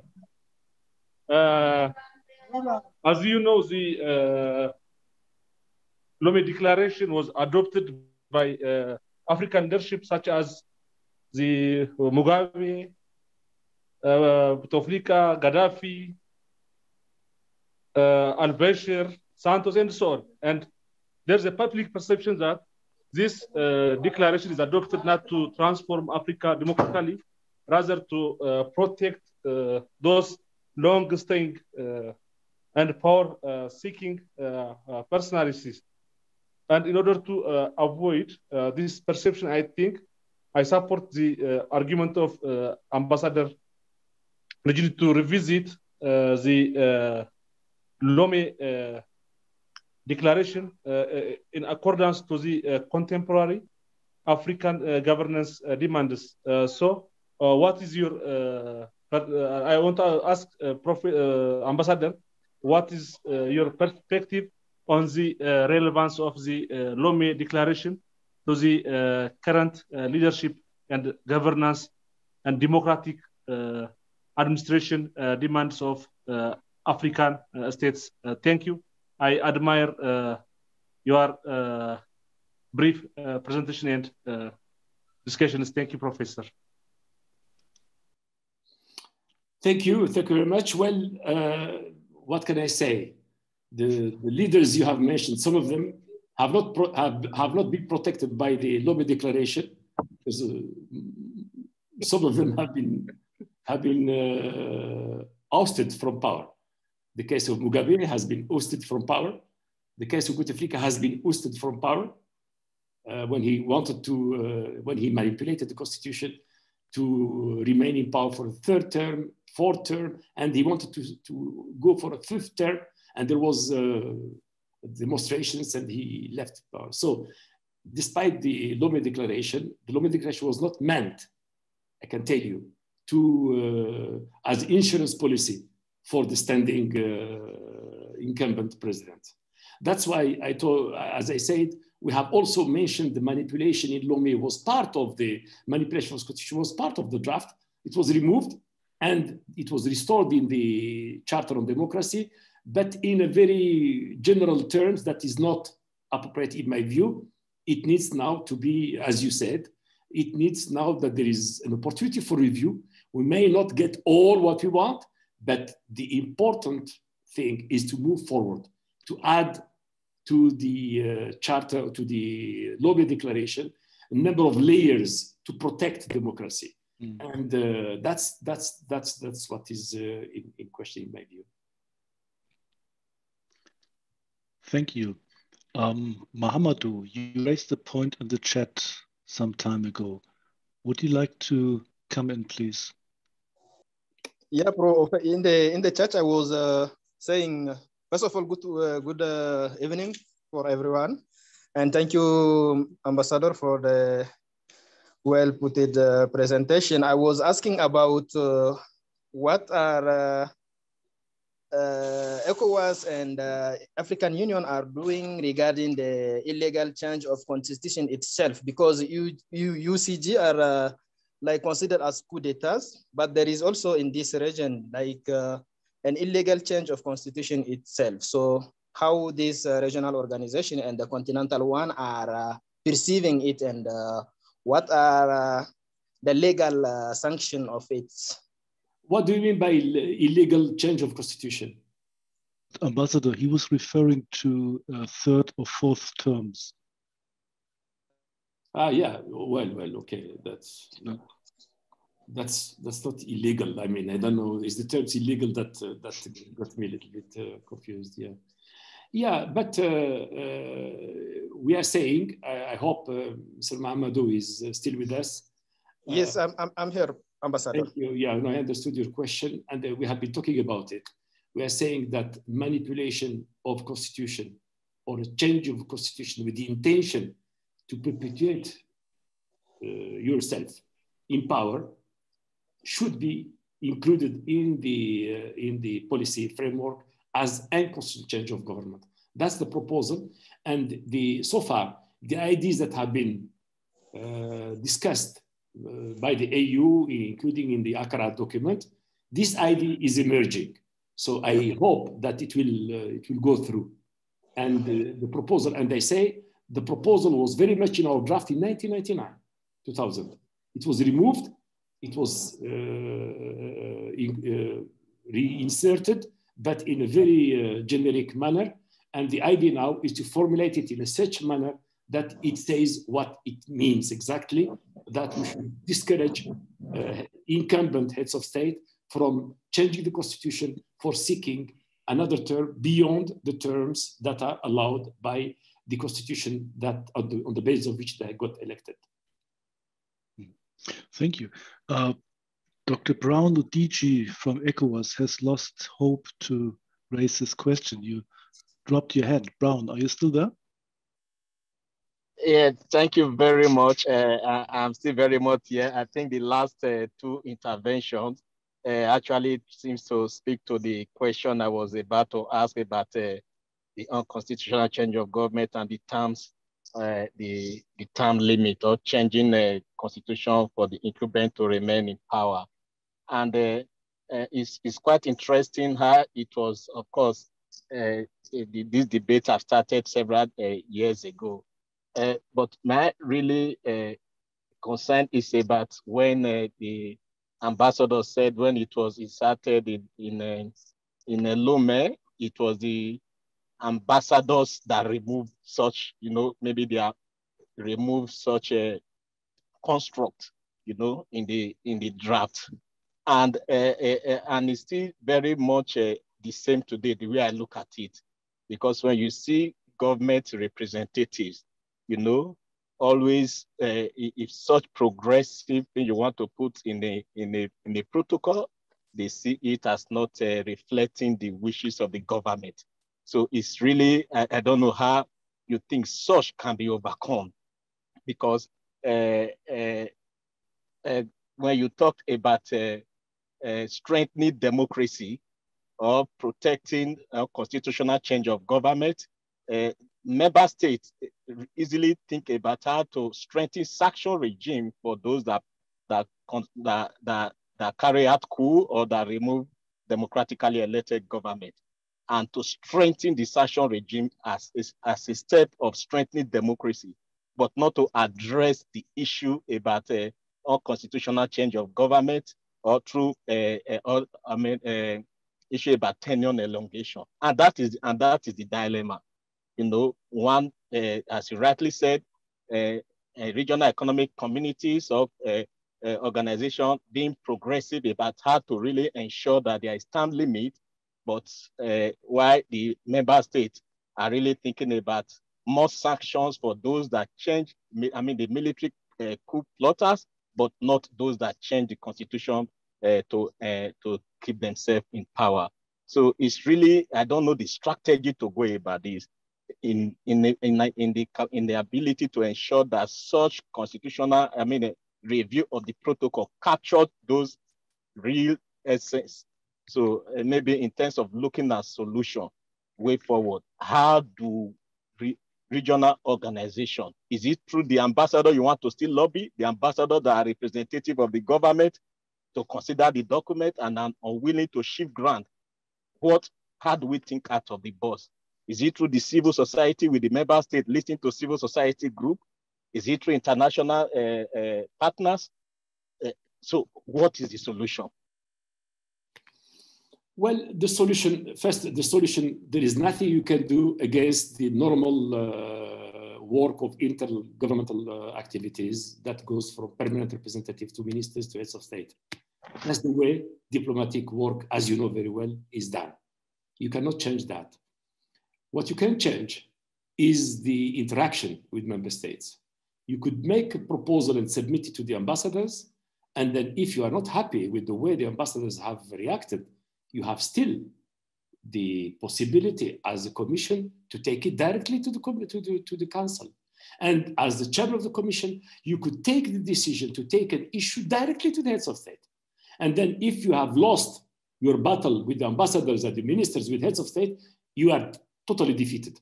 But as long as you are not defeated, you should fight it. That's a kind of, and I also agree that, as I said, for example, to tell you that there is hope, despite all what we have said, the Accra meeting was composed of ambassadors of the PSC.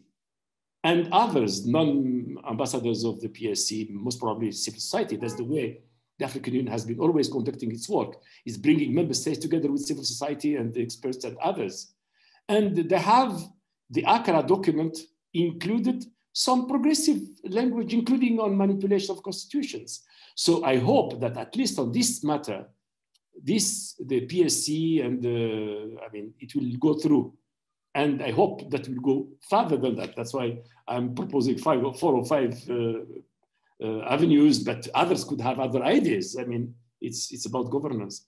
But I am hopeful that at some point we'll get something out of this process. I cannot imagine the PSC in retreat in Oran, the PSC meeting in Addis Ababa, and then the heads of state in Addis Ababa saying we should review our this and including focusing on governance, at the end of the day coming with the same text. It will be a total, it's inconceivable in my view. Something will come out. And it's up to us, to civil society people. That's why I personally making my contribution as much as I can. I write, I speak, and others should also lobby and towards getting something on stopping this trend towards manipulating constitutions to stay in power.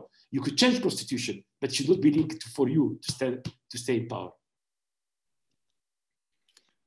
Thank you, Ambassador Jinnit. Next on my list is Christophe. Long time ago, I know. I maybe would like to come back to the question about how the context might have changed during the last 2-3 years with this series of coups. So let's say if we had met here 3 years ago as a group, probably we would have come to a slightly more positive assessment of the effectiveness of these UCG policies. But I mean, if these policies were supposed to hinder coups from taking place, I mean, they are apparently now less effective than before. So the question is, what has happened more recently? I mean, what are the main factors that might have led to this different situation? And I was wondering whether you would say, based on your long experience and both with these organizations, but also in the region, I mean, is it a question that has to do with the domestic politics of these countries? I mean, let's say democratic backsliding, less support for democracy among the leaders of these organizations?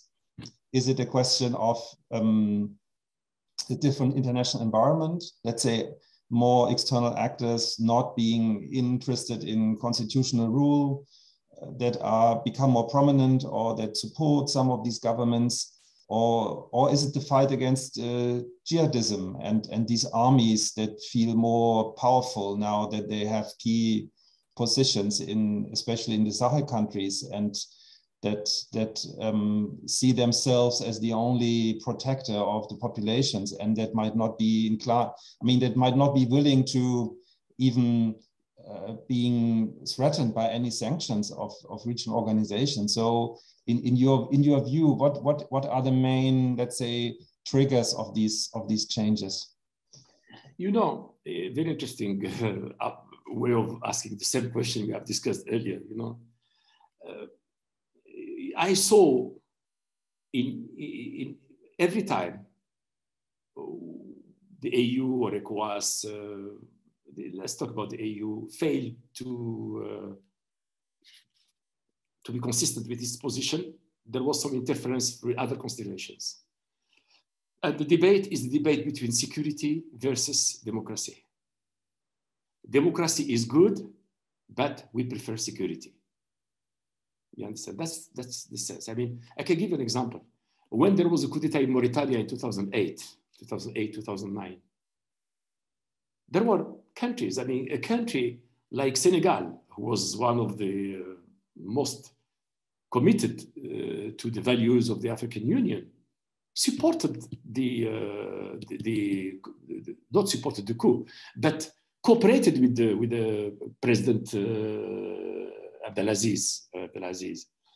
And he says, you know, and I remember Minister of Foreign Affairs Gadio, because we were working together there. And he was saying, you know, it's easy to say that when you are in South Africa or they're from Southern Africa, but we are here with Mauritania. So Abdelaziz he was perceived not only by Senegal, but other neighboring countries, including my own country of origin, and France, as the man who could be the right man for the fight against terrorism.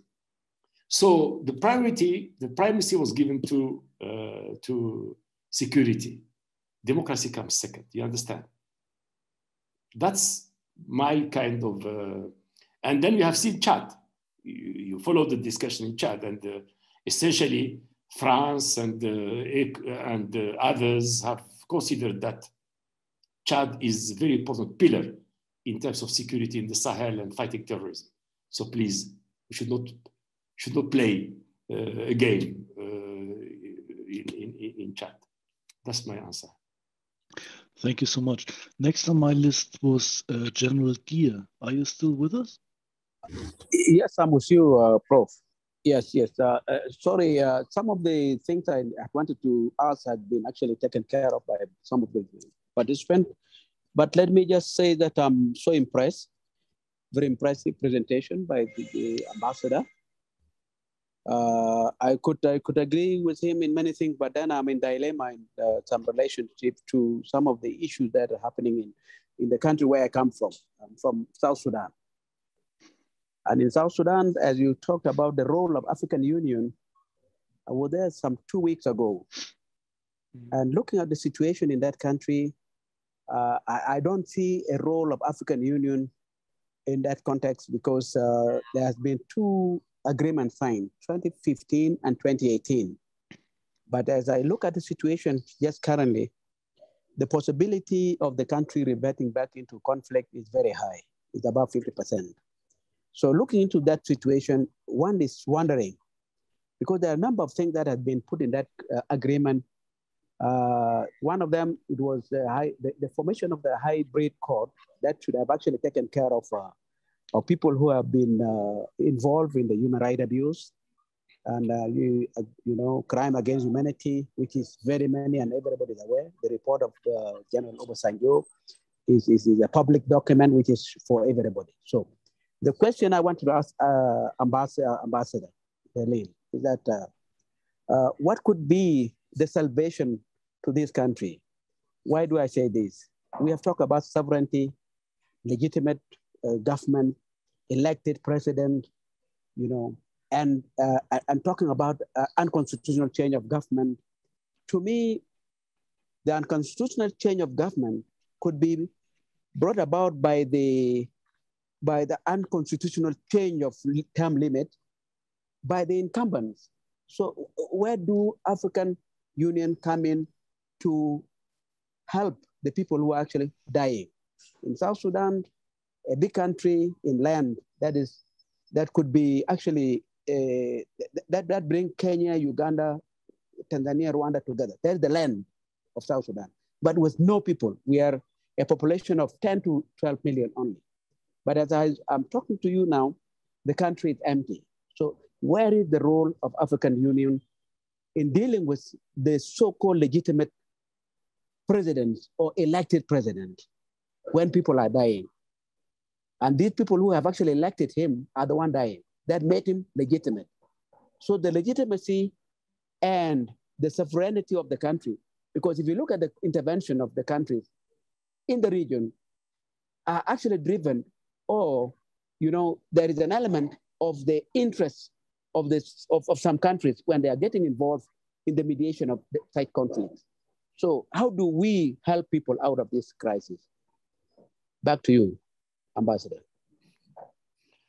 Thank you very much. I mean, I sympathize with you and your assessment about South Sudan. Which is quite a difficult situation. Well, as you know, the leading organization in terms of Sudan has been the IGAD. And I agree with you that when you have regional countries involved in a country like South Sudan, sometimes the national interests are put forward in taking positions. They're not always principled, but based also on their own vested interest.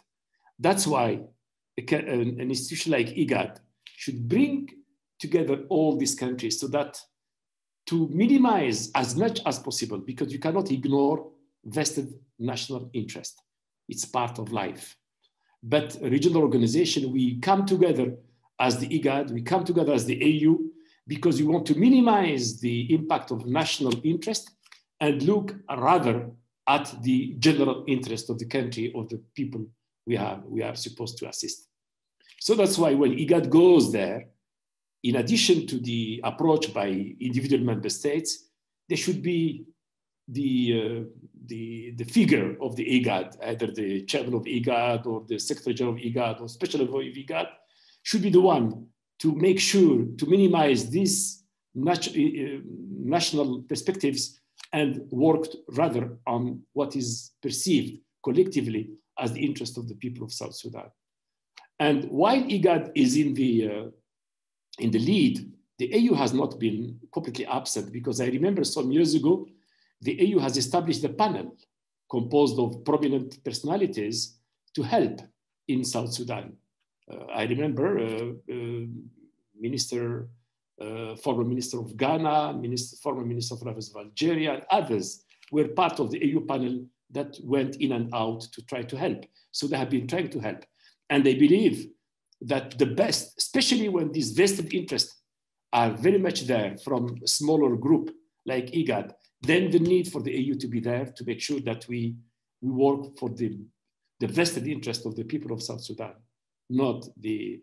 Now, when it comes, I have not been following exactly the dynamics of power in South Sudan and terms limit and but definitely the African Union should, again, we come to the same idea, when should be consistent with its framework. And then we are changing the framework because to address this precisely the trend of incumbent president to use a number of avenues to maintain themselves in power, either through the revision of the constitution or through the postponing of election or through saying that the emergency, state of emergency, that we cannot have election. A number of approaches can be developed by incumbent to perpetuate himself or herself in power. What we are saying that the review of the Lome Declaration should be an opportunity to discuss these issues and update the document. Thank you very much, Ambassador Jinnit. And as you note, our roundtable today already lasts for more than 2 hours. We are going beyond PSC meeting times here. So I think we should give you a break. And I know that it's been a tough call today. I still have some people on the list here, and I would like to invite you to really make it short, have a short question, and we can take short answers on that. There is Frank Owusu from IPSS in the chat on the merger of AGA and APSA pillars, also maybe the merger of the 2 departments in the new commission. Is there the chance to reduce UCGs? Could you repeat again the question? Mm-hmm. The question is whether the merger of the African governance architecture and the peace and security architecture and the 2 pillars would help to consolidate democratic principles in Africa and perhaps reduce cases of unconstitutional changes of government.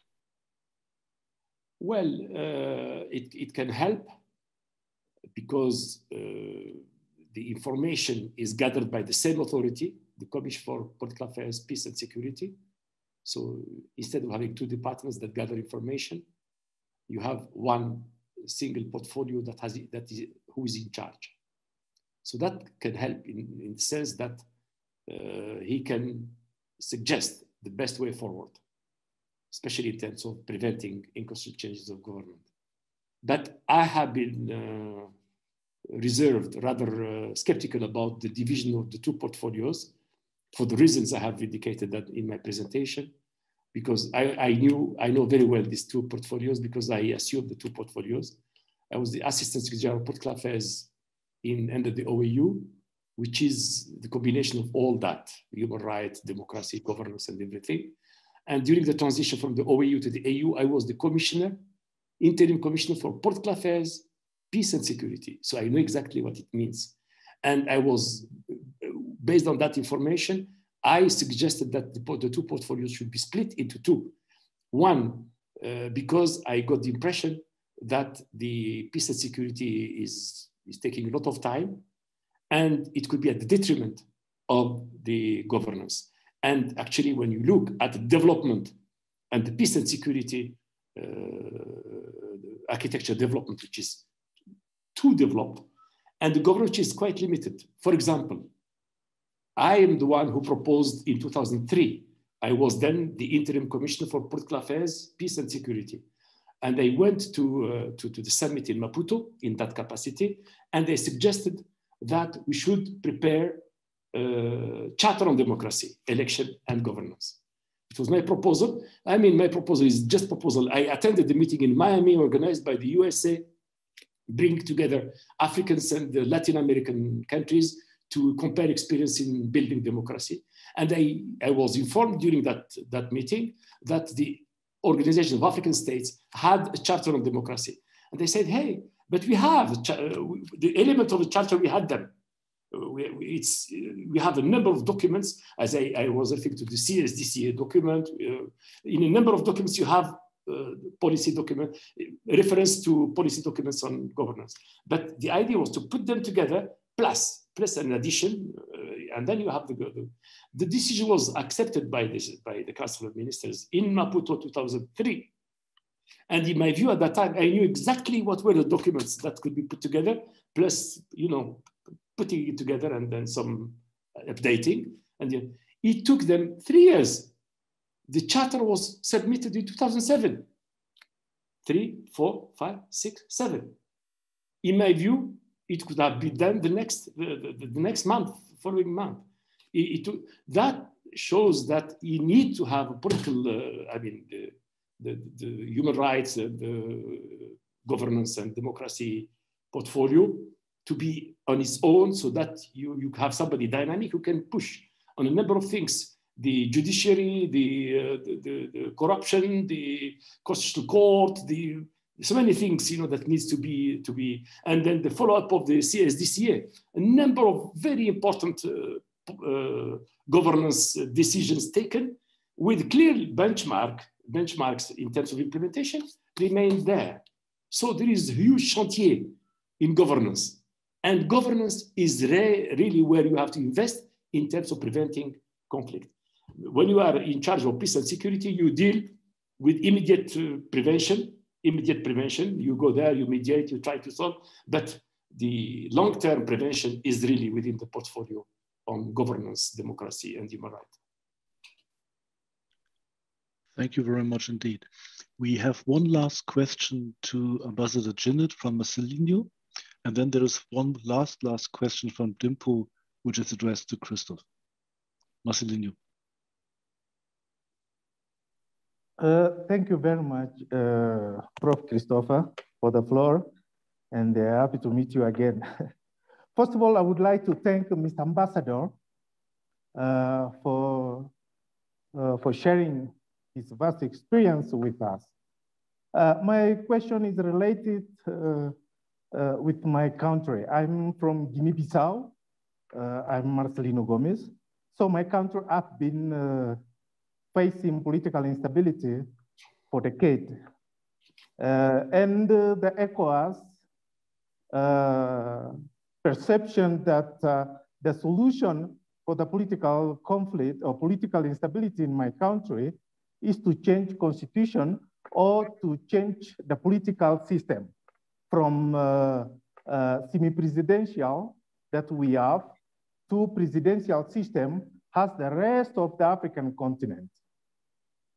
And on the other hand, you can see that in some West African countries also is not comfortable with the 2 terms of mandate for presidential system.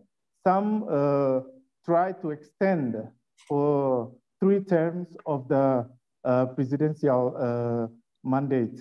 So in your view, what you recommend the good mandate term for the West Africa and the political system for my country. I thank you. Well, in terms of terms limit, I pronounced myself on that already. I said that the 2 terms limit of the Commission were supposed at that time during the discussion. I remember very well the discussion. It was a kind of example to be emulated by member states.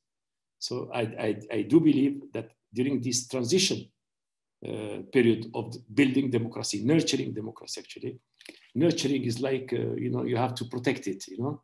So otherwise there is no limit to the choice of the people, that we know that. But for the duration, when we will be fully in democracy with all the ingredients of democracy like other Western countries and others, maybe we could remove the limit, the terms limit. But for the time of nurturing democracy, we need to protect it. And I think the 2 terms limit is what is available in the ideology of the African Union, because when it was installed for the Commission, it was meant to be followed and emulated by member states. Now, in terms of political system for Guinea-Bissau, it's difficult to answer because I personally believe that every political system should be the reflection, should reflect the realities of the country. While there are principles that are there that works from Sweden to Guinea-Bissau, but there are realities that are not the same. The culture is not the same. The level of development is not the same. That's why many of our problems have emerged because we have more often than not copied constitutions of our former colonial power without due regard to the realities in our countries. I can speak from my own country. Initially, we inherited from the laws of France, I mean, in Algeria. So you have to have a debate, and then which kind of institutions you should establish, what kind of political system you need. You have to have a debate, national debate, and decide on what is the best for your country. Being aware of that, there are basic principles that I work for, that are deriving from international instruments that we have all adhered to and signed, like the Universal Convention on Universal Human Rights and many other documents which are universal in their dimension. But I must say that when you look at the problem in Guinea-Bissau, and when you see that more often than not, the problems arise in Guinea-Bissau because of differences between the president and the prime minister, well, you could understand that the attitude of ECOWAS saying maybe we should review the political system and the constitution so that we could bring some level of balance. I'm not saying they're right. I'm saying you could understand, because over the past years, the trigger of the conflict there, coup d'etats and others, including, in addition to others from the army and Nachuto and others, you know, the chief of staff and, you know, and the involvement of some people in the drug trafficking in that country. But the problems arose because of the problems between the prime minister and the president, and therefore thus the suggestion may be to address that problem. Thank you very much indeed. Dimpo has a question which is addressed to Christophe. The question is in the chat, but maybe Dimpo, you can quickly sum up the question and we get a quick answer from Christophe, because you have a chance to discuss that later on in our project anyway. Thank you, Prof. Ulf. I just wanted to give Ambassador Junit a break because he's done an excellent job at fielding all the difficult questions. Christophe, I just wanted to go back to your initial point about the legal or constitutional argument that lawyers have been putting forward in terms of the legal recognition of certain UCGs in some African countries domestically. Were you referring to the right of rebellion by force of arms and overthrow that is recognized in certain African constitutions? And to what extent should we take seriously this issue of having an African Union political position and having a constitutional position with regards to the interpretation of the former? Thank you. Yeah, thank you. No, my point basically was that at the time when the African Union started to discuss the matter, we still had countries that really abolished term limits. I mean, like Uganda or Burkina Faso in the 90s. And I mean, we still have African countries without presidential term limits, but I don't see the scenario of any African country now abolishing term limits in the constitution. So what is happening now over the last, let's say, 15 years is a practice to find other solutions, so to say, to the challenge of remaining in power. And Ambassador has also mentioned some of these strategies. I mean, one is to write a new constitution and then to claim that, you know, any limit would only apply to the new constitution. And the other way has been to use the constitutional courts to provide creative interpretations of the existing constitutions with regard to the term limit. So I was not referring to any domestic clause, so to say, from the constitution, but more so to arguments that would somehow create room for these presidents to stand again. And my point was that I think it will become very challenging to find legal solutions to cover all these different scenarios. This was my point.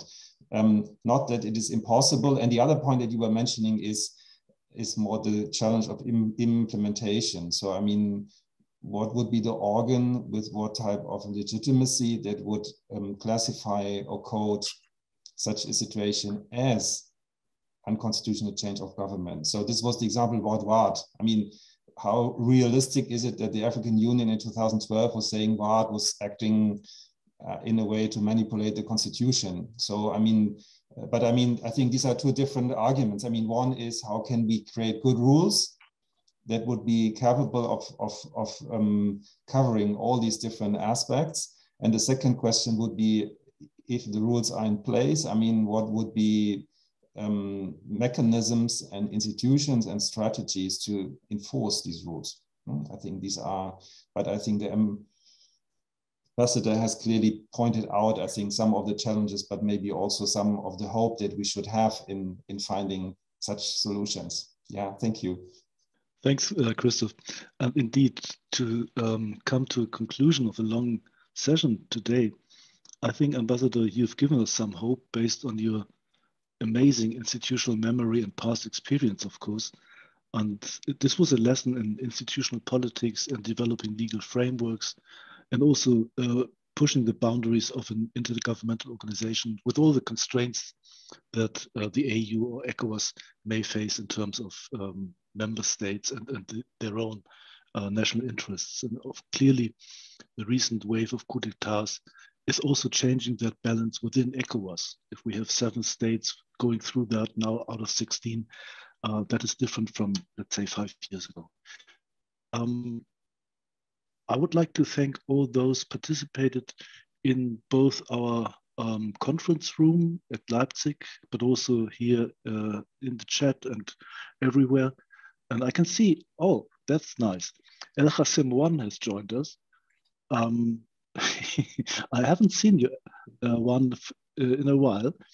Would you like to just take the floor for 2 minutes, no more, to catch up with Ambassador Jinnit and the topic?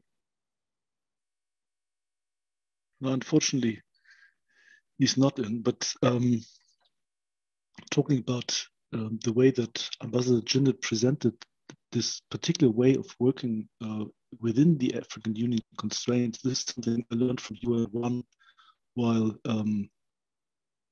having the privilege of working with PSD for a couple of years. And clearly, this is something that we will follow up in our new research project. We will keep in touch with many of you. This is maybe the beginning of an interesting debate for some of us. And for some of us, it's a continuation, of course, of ongoing debate. So again, many thanks to Ambassador Jinnit for making time available. I know that you have a busy schedule still, although you haven't been to Accra, but you have been busy elsewhere. And many thanks to everyone who participated today. Is there anything, Antonia, Christophe, that you would like to raise at the end?